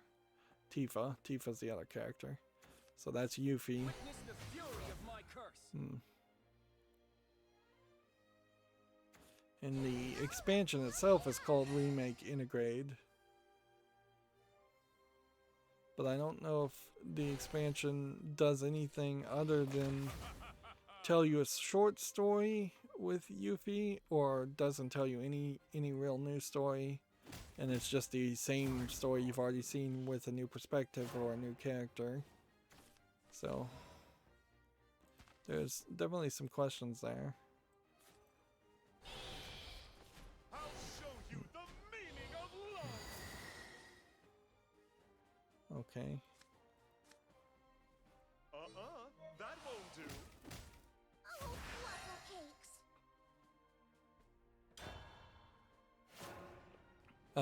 Moving on, TechRaptor has an article. Frogwares, quote, has not created the Sinking City re-release on Steam.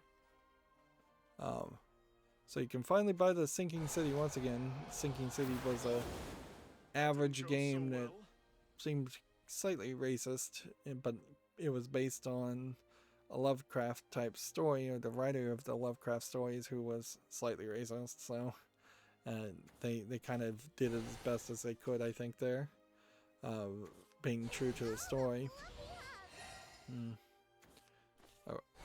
without changing the game too much and being an SJW about it. If anything, they probably should be applauded for not being super SJW about it.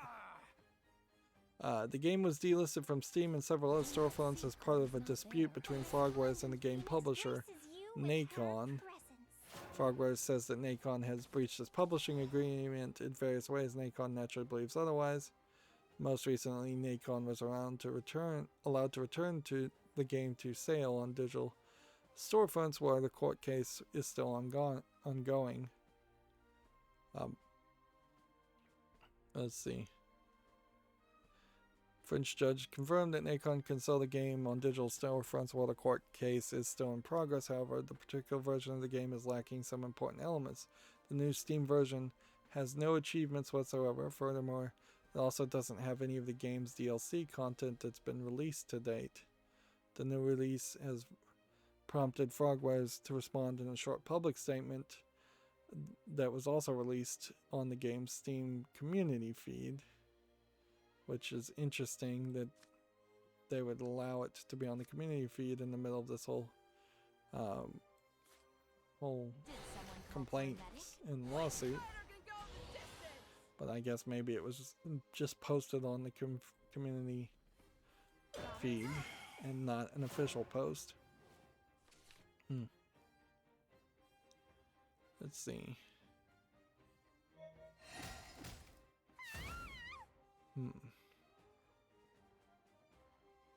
It's unclear if Frogwares will receive any compensation for the latest Steam release of the version. Frogware, however, has recently released a PS5 version of the game on its own as the sole owner and publisher of the platform.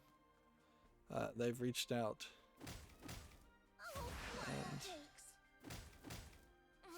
Wrong pill. achievements missing is not a big deal. DLC missing is a bit of a deal. I feel like what this really boils down to is maybe Frogwares only made the DLC parts of the game and maybe a secret other party that's not being named actually made the main game.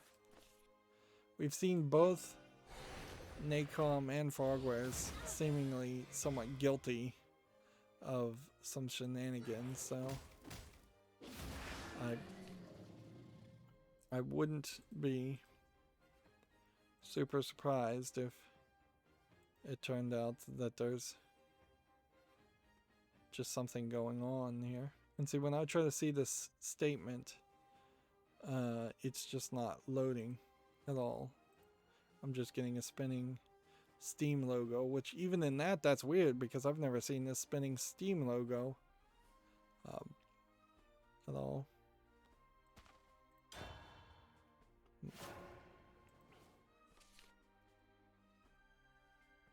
So what we can do here is we can see that the Sinking City on Steam right now is mostly negative. And we can probably come down here. Before you buy, this is an old version of the game. There's no DLC, no cloud saves, no achievement. It's not the same version that got released by Frogwares early January, and Frogwares has said it hasn't released any news about this release. So I doubt that they'll ever see the money, which is why I recommend staying away from this until they do not buy. It's a scam version from Nacon. Buy it from Frogwares directly. So pretty much tons of negative responses here. And so Frogwares seems to be the favored in popular opinion, at least as far as this. What's funny is this is labeled as Frogwares, being the developer. More on the line though, you would see that it's showing up on their website, and there's, if you wanted to support Frogwares, you might do better doing any of the Sherlock Holmes games. But Frogwares was also in a fight with the Sherlock Holmes games too, so I just feel like there's some shenanigans happening both ways. I just have a hard time believing that Frogwares is 100% the innocent party. So I guess all I can do is put Sinking City on the fall list, and we'll see how that goes. If anything, this is one of those scenarios where you've seen two companies in a fight, and the easiest thing in the world to do is just to disassociate yourself from it and just not play that game. There's plenty of other games where you don't have to worry about one company pulling a scam on another company and ripping them off, or if you care to worry about that at all, and you don't have to worry about getting the wrong version or an older version. If I recall correctly, the Sinking City wasn't particularly a great, well-polished games in the first place, so I would be very concerned about there being just a ton of bugs and glitches in the game, and that directly affecting your experience. So yeah, that's pretty much something you probably don't want to touch with a 10-foot pole. Here we have a game on Steam called Hanny, which is visually looks a little too repetitive in the enemy types. Seems to be kind of a fast-paced game where you're always electrocuting something or doing massive damage. Seems like it's probably a bit of an experiment in creating a 3D, they're calling it a roguelike game. But early on you see like different kinds of enemies attacking you, these enemies in particular, and they seem used a lot. Early access 809, English, Korean, Japanese. Guess I'll be generous and put this on the fall list. There's a certain question certainly around the idea of a roguelike, a roguelike in 3D in general, because that's just not something I think I've ever seen actually succeed, where you would want to run around in 3D I'll head the vanguard. Yeah, that's just something I don't know. I don't know if that ever worked. This isn't video game related per se, but a Skyrim board game is coming to Modifus via crowdfunding. Although I really have to question if fans of Skyrim have enough free time between playing Skyrim mods and playing Skyrim anyways that they want to play a board game. Gamma Sutra has an article here. The Luna head, Mark Whitten, has left Amazon for Unity, which definitely does not sing the praises for Amazon Luna or Amazon in general. There was like a new person just put in charge of Amazon, so this might just be a case where the new person in charge of Amazon's game development branches is cleaning house and getting rid of people who haven't been able to right the ship.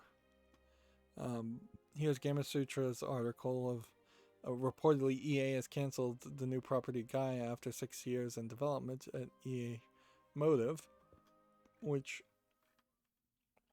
you never really get the full truth there when a game has been in development hell and canceled, but there is a slight thought that hopefully something was learned and some bit of code was used in some game, but you never know. It could just be 100% dump the code down the trash, don't use any of it.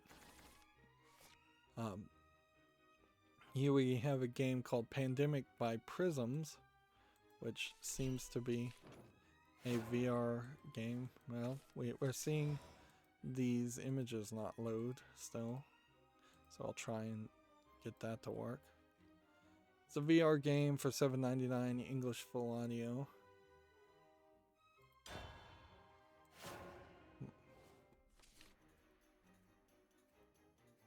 Yeah, it seems like it's probably mostly asset flip people, where you're following the spread of a pandemic and some mini games. They call it an algebra learning game.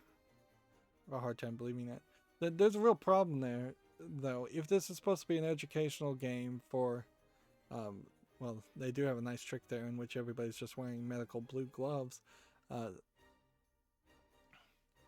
But if this is supposed to be for kids, you've got to put them in an expensive VR headsets, which very possibly, if not cleaned well, would spread a pandemic in the real world. And then you're going to try and have them do algebra in VR? I think not. Yeah, inherently, almost every educational game comes off as just a terribly dumb thought, even if it isn't in VR.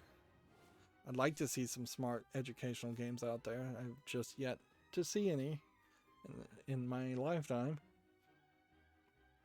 TechRaptor has an article here. Dinos Reborn gives Ark some competition next year. Well, if Ark still has a fan base, I would have a hard time believing that whoever would be interested in a game like Ark would want to jump over. However, seeing these graphics, that does seem to make it look a lot more interesting.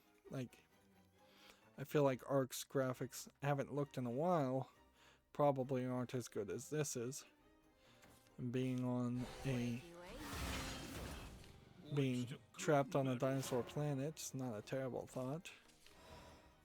I could see a Borderlands game definitely working for me if it was fighting dinosaurs instead of skags and monsters, and in the end you'd still probably end up shooting a lot of humans anyways. So yeah, Dinos Reborn looks like it might be slightly interesting.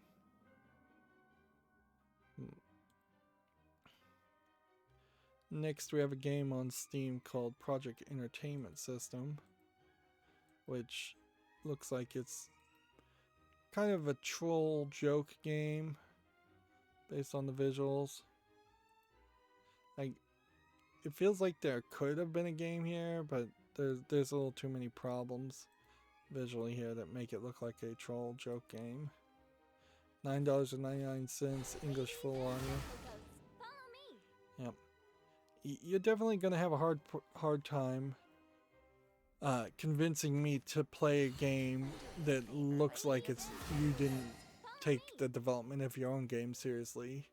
So there is a certain line where if something looks like a joke game, even if it isn't a joke game, I will still make that assumption and never give it the time of day. Moving on, TechRaptor has Google Stadia's launch troubles detailed in a new report.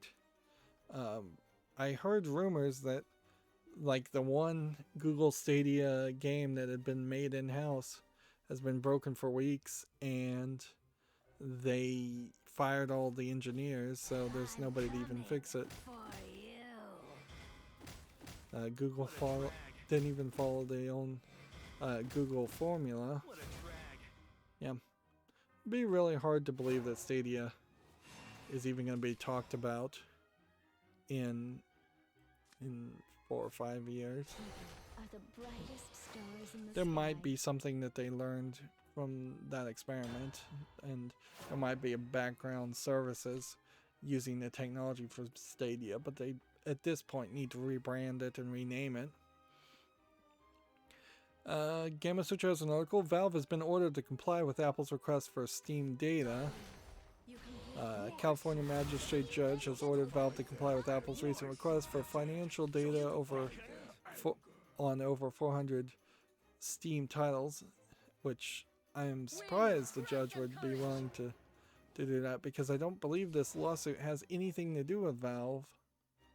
Earlier this month, Apple approached Steam for data about the yearly sales of apps, IAPs, and external products, in-app purchases, and external products, alongside with details about Steam revenue. The iPhone maker said the information would be used in its long-running legal battle with Epic by allowing it to calculate the total size of the market for the Epic digital distribution channels. Yeah, so this is the Fortnite Apple lawsuit, and Valve doesn't want to be involved in it, and why a judge would have allowed them to leak all that internal proprietary data seems insane. Like, was this the plan all along? A paranoid mind must ask. Was this a case where Epic Store, in its effort to defeat Valve, simply got into a false lawsuit with Apple so that Apple could then demand the information it could leak to its competitor?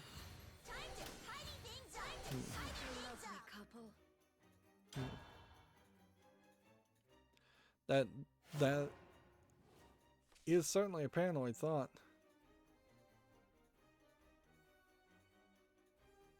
Samsung also seemingly handed over data, which now puts Valve in a weird position. Valve pushed back against Apple and essentially told the company it didn't see how data pulled from a completely different platform and market would have any relevance in the case. Somehow, in the dispute over mobile apps, a maker of PC games that does not compete in the mobile market or sell apps is being portrayed as a key finger, said Valve. It is not. If anything, what this opens up the thought to more than anything is Valve should be selling mobile apps.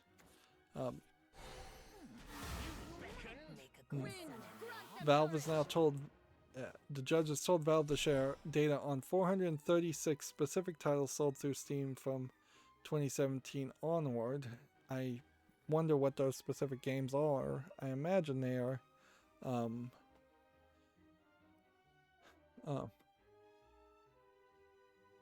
I wonder if any of those are games that have cell phone ports, or if they are just kind of a random assortment of games that Apple specifically picked.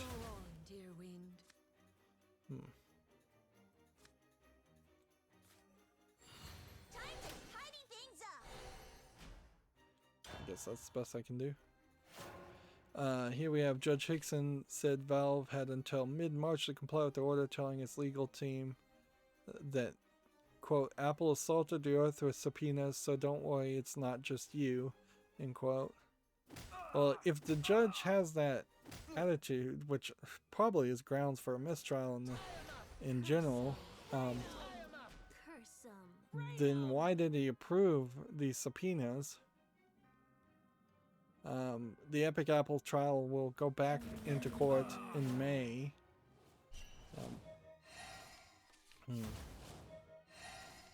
And I wouldn't be surprised if Valve tries to appeal that decision, that judge's decision, as high as it can appeal it, which I mean, you kind of have the right to appeal things all the way to the Supreme Court in almost every case. So we might be headed to a Supreme Court fight just over whether Valve wants to give out proprietary data to someone that easily could be a competitor. Moving on, we have a game called Berserker, which seems like you play as a Viking Berserker in the side-scrolling beat-em-up. $1.73 English only. For that price, they're not asking a lot, so I think I can put this on the fall list and see if anybody reviews it. We are not getting any victories today again. Deck rebuilds definitely need to income and be improved upon.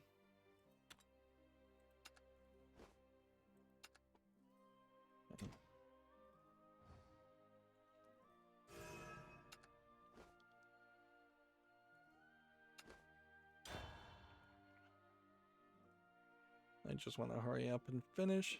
Here we have another game called Viking Story. It feels like ever since Valheim came out that we're starting to see more and more Viking games. This looks like garbage. I did notice that the Three Vikings game, which is not on Steam, which is an old game made by Activision, I believe, or a company that owned Activision or Blizzard. That is owned, a company that is owned by Activision and Blizzard. Three Vikings is a lot like the game Trine, although 2D and older. So yeah, there might be an argument towards trying to get Three Vikings if it ever is on Switch, but I don't think it will be. We are still very much in that position where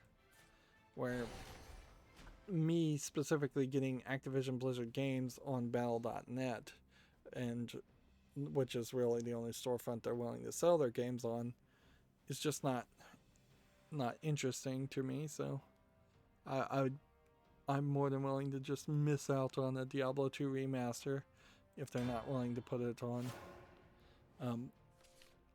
on some other platform.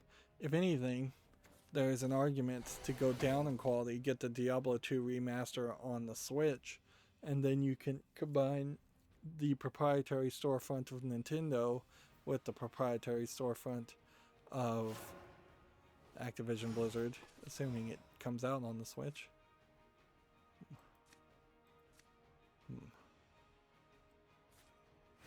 Doesn't this land just fill you with reverence? Let's see. Moving on, TechRaptor has an article. Destiny 2's Witch Queen and future updates have been detailed by Bungie. I guess if that interests you, I couldn't care less. Next game is tagged sexual content, so let me see if it is YouTube family friendly. Well, I think it is. Here we have a cat girl licking up water off the floor, which is somewhat sexual in nature. And then we have some other decently animated characters. It looks like there's two of them. Apparently this is coming out. It's not even out yet, and it's English, Russian, Chinese, and German. And that's Celine Apoptosis. Apoptosis? I feel like I've heard that word before, but I don't know what it means.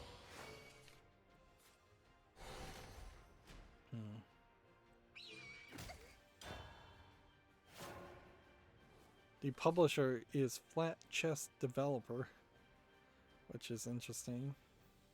And let's see, what else?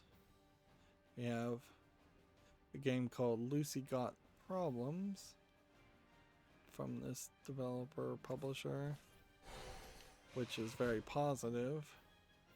And I think that is more elves. Flat Chest Dev. Yeah, that's quite the name. I guess I'll put this on the fall list, but honestly, I need to have a come to Jesus moment as far as just how many adult games really need to be in my wish list and how many adult games I'd really want to cover, because I don't think this is of a quality that would make it in the top 10. And that's basically what I've been saying about JRPGs, is that I would only be willing to play like the top 10 of those, or fighting games, I'd only be willing to play the top 10 series of those. Next we have a game on Steam called Coup King, which I guess is supposed to be cooking, but you also could mispronounce that in a weird way. What's funny is this actually looks like you are cooking more than anything, in the sense that it looks like it is one of those Doodle God games where you drag two ingredients to create a new ingredient. Now, if you would please, Jirai. That might be exactly what happens. Or maybe it's something different than that. $4.49 English Hungarian. I want to put that on the fall list. I'd love to see a game that actually taught people how to cook, or at least recipes. It still takes more than that to actually learn how to cook, but My sword serves as a powerful talisman. but yeah, normally you see things like Cooking Mama and games like that, and they barely get anywhere close to accurately describing the ingredients, the weights and measurements of the ingredients, and the methods to actually merge ingredients together. This game says it has 200 ingredients. And see, I relatively recently played Iron Chef Brigade as a cooking game, and that was really just a match 3 puzzle game that had nothing to do with food or cooking or real world food at all. It was all these made up dishes, and it was a real mistake in my book, because making a game that is supposed to be like Iron Chef and ignoring the fact that that would be obviously a fetish game around the fetish of food being cooked well and looking really good is kind of ridiculous. It wasn't like, even if they had not gone high dining with it and simply just made a standard standard fast food style of experience, I would have still My blade is your salvation. appreciated real food. Forgive me. Next we have a game called Triple or Tri-Pill, which looks like it's just a Dr. Mario clone of no real quality. $2.79. See, I don't know. Yeah, I have about 10 more tabs. Ever since I moved where I put the Humble Bundle tab, the iconic H favorite icon is in a different place, so I don't know if I've actually hit the end of the long list of tabs I have open. Favorite icons, by the way, are a bit of an issue where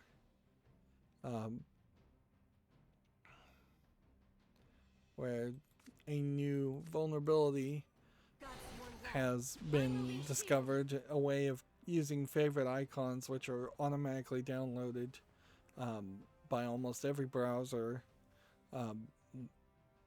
You can do a whole bunch of redirects and create a unique icon that's like a super cookie that you can't really clear your cache or anything from. and track people to see if they've been to that site or not, even if they were using like a VPN or something else to hide it. It's not really something that I think is a super vulnerability as far as maliciousness. It is just a privacy vulnerability as far as being tracked. The favorite icons don't have something in them that lets you upload a virus or anything. They just are not allowing you to hide things. And things like incognito mode, which almost always is less useful than you would think it should be, do not reduce that vulnerability. Alright.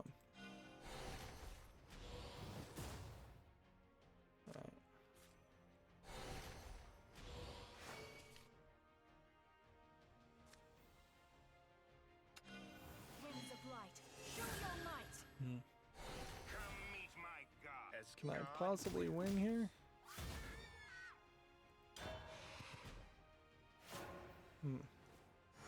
Next we have a game on Steam, Sonne Tomatin X. Looks like it is a side-scrolling hack and slash game. Yeah, doesn't look particularly good. $12.59, English, Japanese. No, that definitely is a pass. Oh, I'm about to lose. Gamma Sutra has job listings for Square Enix in Tokyo, Japan. They're looking for experienced game developers. So they're apparently trying to scale up. I think we had already seen some job listings from Square Enix, so we kind of knew that they were scaling up. But with 3 different Final Fantasy games in development, it's not super surprising that that's the case. And I think with that, we're going to just not play any further. I'm still... I could really do to get one Dragoncraft Havencraft victory, and then at least in that case I would have 2 new things to do on Monday, but I'll see if I can do that off screen. Here we have 100 hidden snails too, which we're seeing an increased number of these hidden object black and white games. $1.79 English only. They've got the bundle now up to $8.29. They're not asking a lot, but they're not delivering a lot either. Yeah, we have a game called Lotus Bloom, which looks like it's a single screen puzzle game. It doesn't look terrible. I don't understand the puzzles though. $1.69 English only. I guess that has to go on the fall list to see if people can figure out whether they like those puzzles or not. Here we have a game called SpaceNet. I feel like I finally started to wake up today too, and it's for normal people only a couple hours before it's time to go back to sleep. SpaceNet looks like nothing. It's $8.39 English only. Yeah, TechRouter has the same article. Square Enix announces 2 new Final Fantasy VII titles. I looked up online how to get a crispier frozen pizza, and they said to put oil on the bottom of the pan in the pizza, and so I did something like that last night and had quite a nice pizza. Also, I also preheated it, so that probably played a role also. Next we have a game called Hellsign. This feels like there was a game somewhat similar to that name many years ago. This is not that game though. This might be somewhat similar to Hellgate London. Mostly positive, $17.99. English, Spanish, and Russian. Alright, well, this looks like it might be an interesting action RPG top-down game where you're fighting horrors of the afterlife. So I probably should just put it on the fall list, on the wish list, but I'll leave it on the fall list for the moment. Man, I'm gonna have to run to the bathroom. A Halo live-action TV series moves from Showtime to Paramount Plus, which, okay, that I guess tells you that it's still in development and nothing else, although now in development of someone else. We have a game called Animal Drop Safari, which is Candy Crush, basically, from HH Games. $6.29, English, French, and German. I'll put this on the follow list. I don't know if I can justify ever playing anything that is just Candy Crush. I definitely can't justify playing Candy Crush considering how bad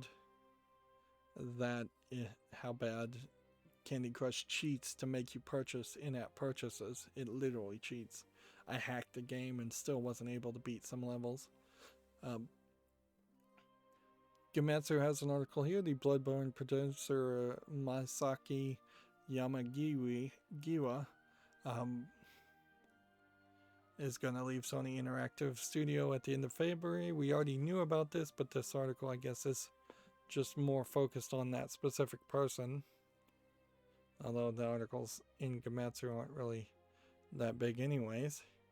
Here we have a PS4 Switch game called Maglam Lord with the Juliet trailer, which not sure what kind of game this is.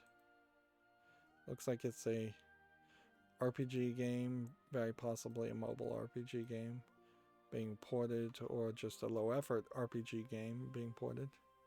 It's being voiced by Misako Watada, if you recognize that voice actress. I certainly wouldn't recognize any voice actresses, Japanese voice actresses, or frankly Western voice actresses. Here we have a game called Song of Farka Prologue. Looks like it is half visual novel, half adventure puzzle game. Let's see, English, Russian, and Chinese. I think it's easier just to put this on here.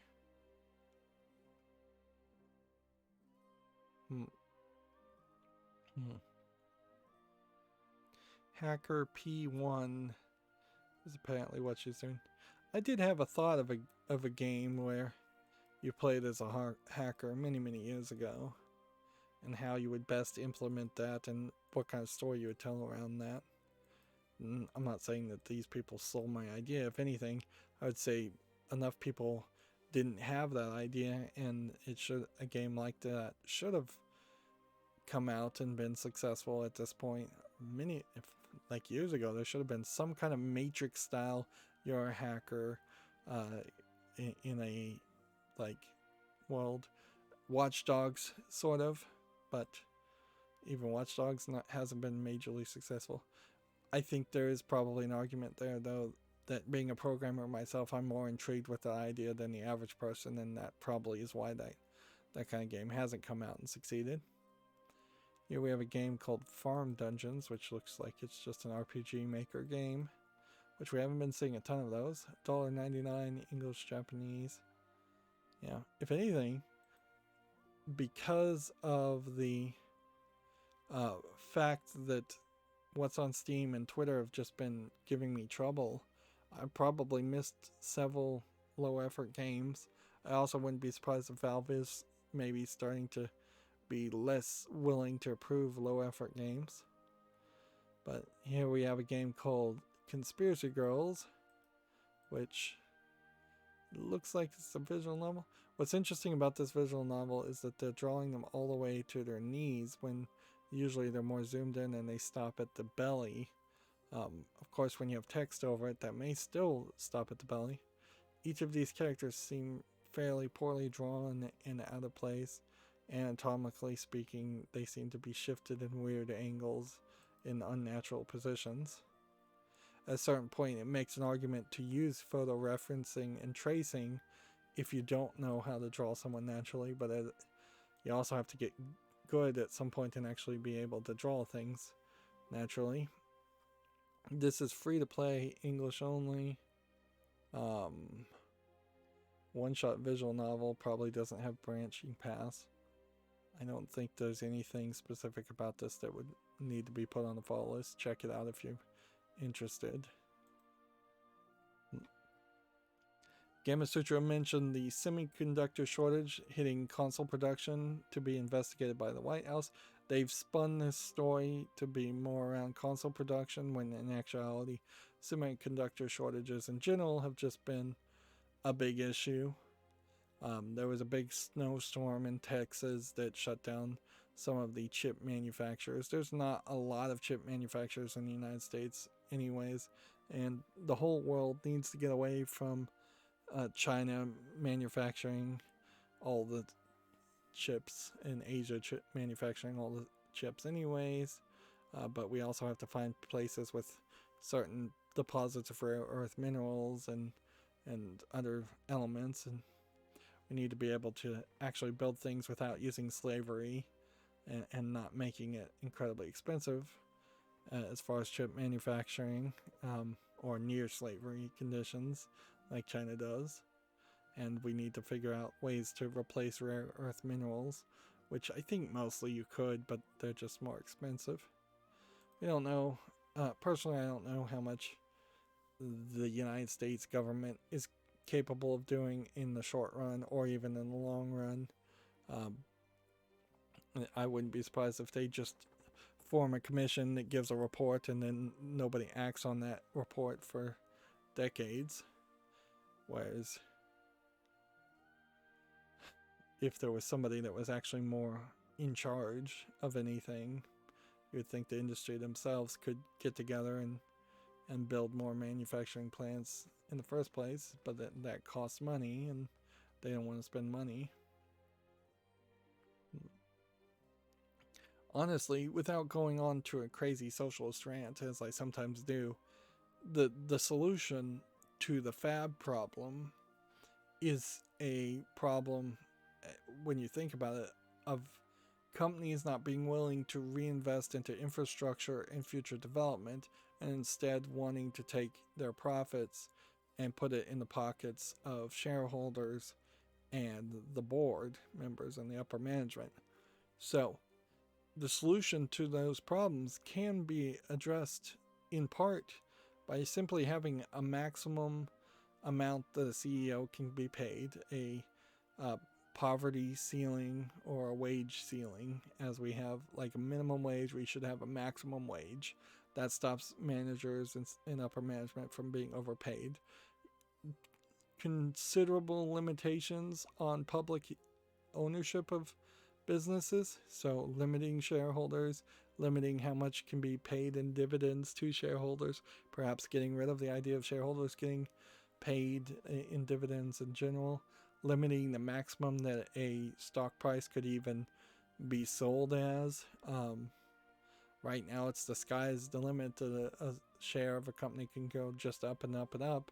Limiting the size of companies in general also could fix a lot of these issues. At least would diversify the number of companies.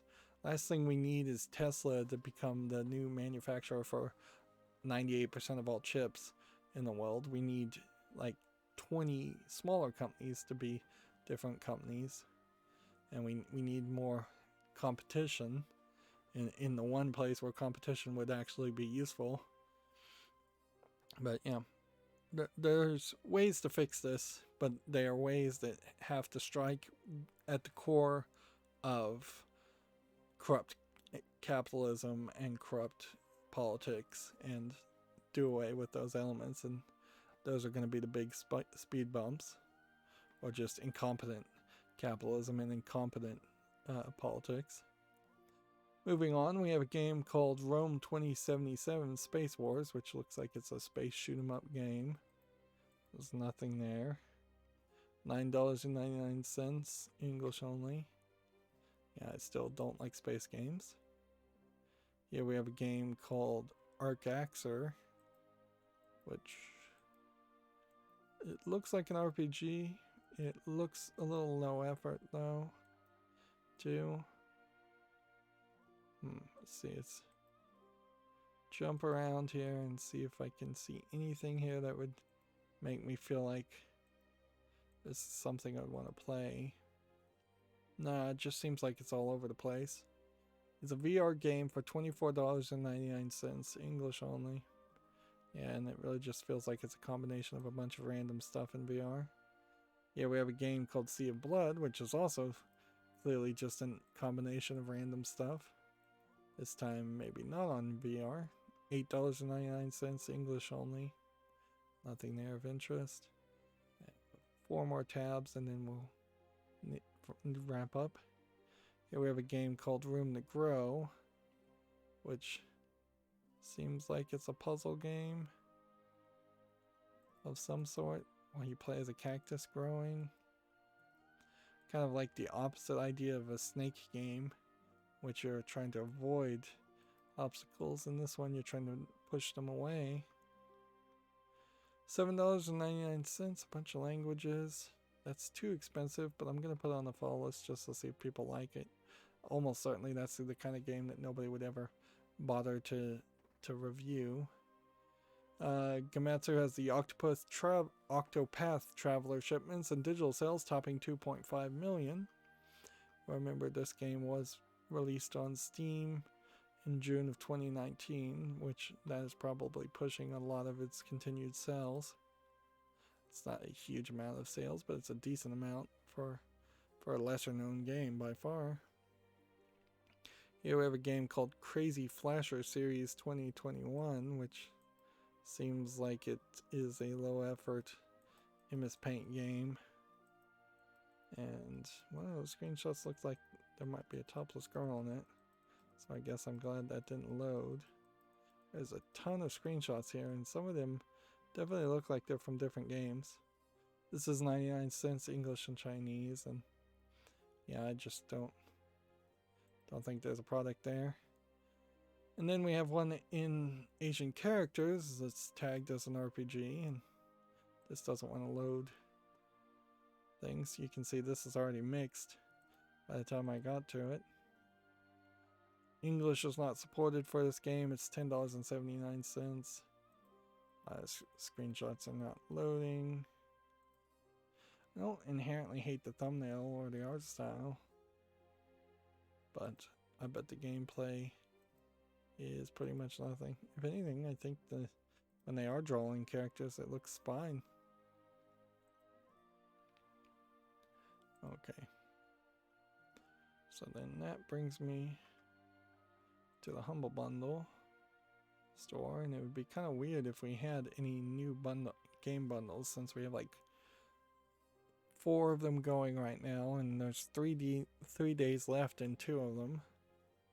So no new Humble Bundles, which then that brings me to Twitter, and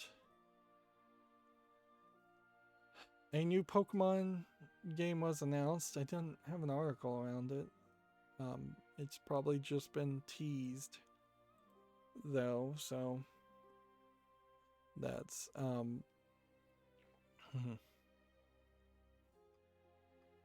so yeah, it does seem like it's going to be something. Pokemon Diamond and Pearl remakes are apparently on their way, which great. Are they going to be like Let's Go Pikachu games, or are they just going to be masters of the Diamond and Pearl games? If anything, I don't feel like the series of Pokemon went Pokemon Yellow and then went to Diamond and Pearl. I feel like there was the Silver and Gold versions in between that, and maybe that the Silver and Gold versions were just general remakes of Blue and Red. Maybe that's the case, and so maybe it doesn't matter.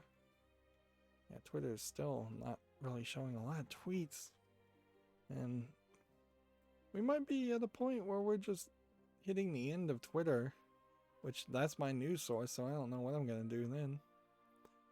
Yeah, the only thing new that come out on Steam is this game called My Dear Frankenstein, which Looks like it's a Asian visual novel with some puzzles. Point and click. $4.99, Japanese only. I probably would have passed on this game anyways, but there's a little bit of graphical interest there. Here is open credits saying, during Nintendo's latest Pokemon Presents event, it announced that Pokemon Diamond and Pearl are receiving remakes. Entering Brilliant Diamond and Shining Pearl, these remakes will release for the Nintendo Switch later this year. The game's not being developed by Game Freak, but are instead being worked on by ILCA, the studio behind Pokemon Home. ILCA's Yuichi Ueda and Game Freak's Junichi Masuda, the director of the original Diamond and Pearl, will be directing the remakes. Let's see. Diamond and Pearl were originally released in 2007. The games were released for the Nintendo DS and featured 3D graphics. They also feature a realistic day and night cycle of certain Pokemon appearing depending on when gamers were playing the titles.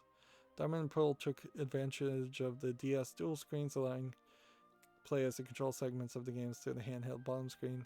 It's unknown how Diamond and Pearl will change for the controls of the Switch. The real thing to search here, though, let me come over here and let's just Google this. See if we can get a Wikipedia listing. As far as Diamond and Pearl go. Why is this off? Turn that back on. Alright. So they are the first installments of the 4th generation of Pokemon video game series. So, yeah. Here we have the timeline.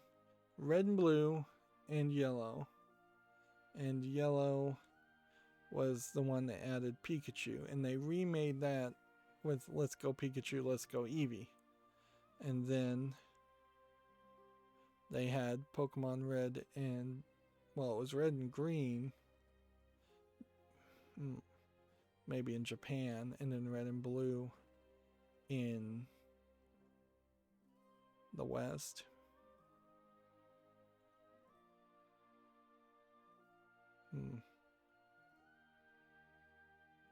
Red and green. Interesting. It's labeled as red and green, but I'm not seeing, when I hover over it, anything. Alright, but then you have Diamond and Silver, which is the 2nd generation. And then you have Crystal, which is an enhanced version of Gold and Silver. But you would think that would be the next thing you would do as far as a whole new area. And then you have Ruby and Sapphire. And then Fire, Fire Green and Leaf Green. And then Emerald. And then you get to Diamond and Pearl after that, which is the first game in the 4th generation. Which that seems like you're just skipping a lot of generations there, in which Pokemon were added and new land and new story was added as far as enemies go. So yeah.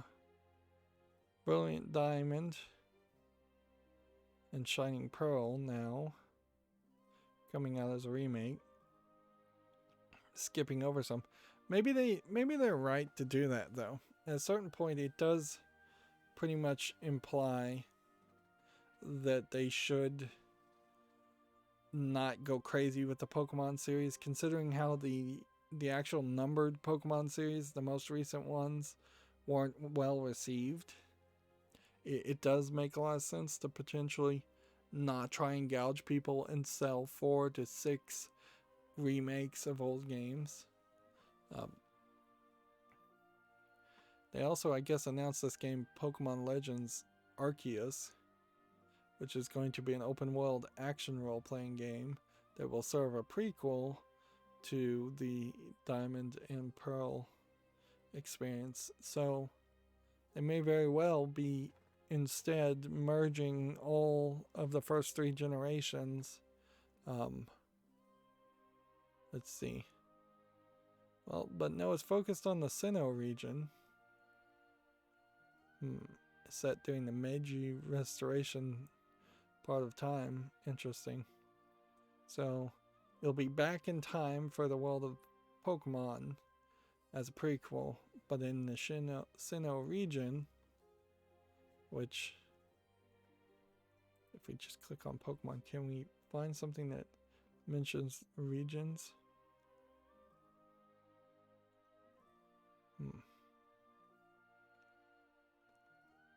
Let's see. First generation, second generation. Second generation included 100 new species of Pokemon and new gameplay features. New moves.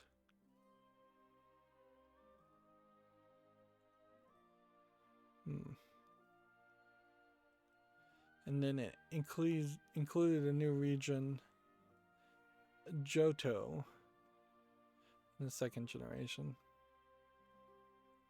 Third generation,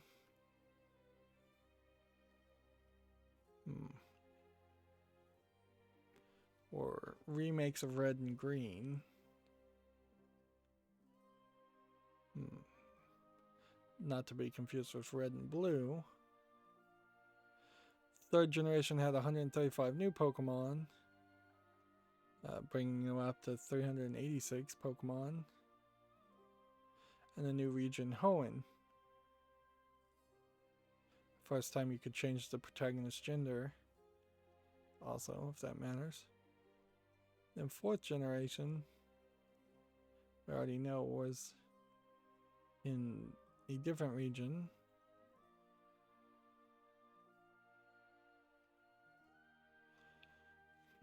What generation are we up to, though? Yeah, fifth generation did 156 new Pokemon. Did they have a new region too? Probably. Or at certain points you can also go back to old regions and just change the timeline, which is obviously what they're doing.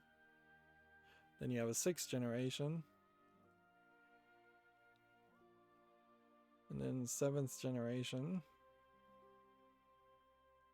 And then I guess we are now on the eighth generation.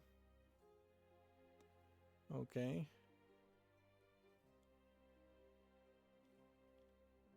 There's this fairly complicated chart to explain everything. I wish I had seen this chart first. So Red Green gets remade in Fireleaf Green, but it's for the Game Boy Advance at that point. Gold Silver is remade as Crystal in the same way that as an upper version. So if you were going to go back and play them, you would play Pokemon Yellow, then Crystal, then Emerald, then Platinum, or you'd go back and play Fireleaf Green and Heart Gold, Soul Silver, which came out 9 years after Crystal. And then for the fourth generation, you have Diamond and Pearl replaced with Platinum, but then also Ruby and Silver has been remade with Omega Ruby and Sapphire. Man, you'd have to do a lot of research here. And then you have a fifth generation of Black and White and Black and White 2, which are derivative versions and apparently have no remakes.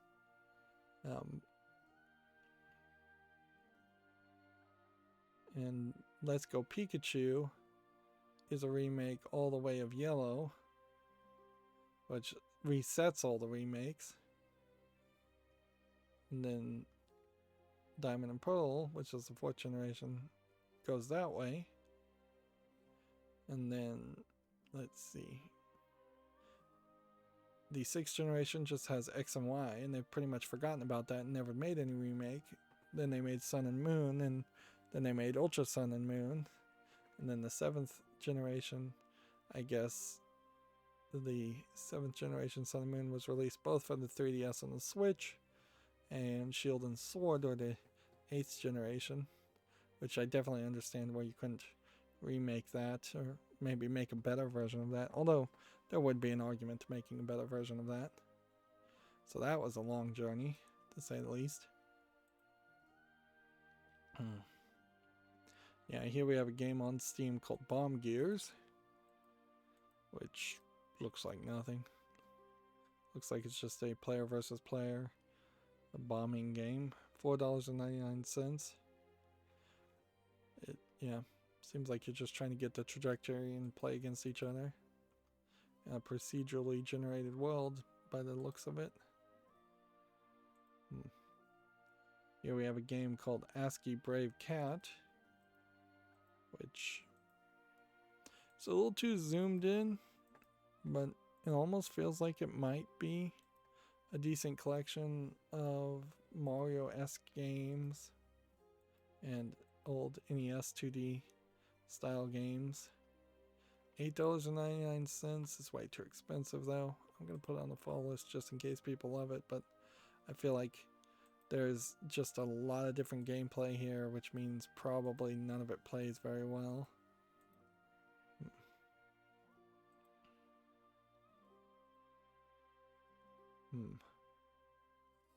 Okay, well, then I want to just retest my Twitter feed to see if anything new has happened. No, it hasn't.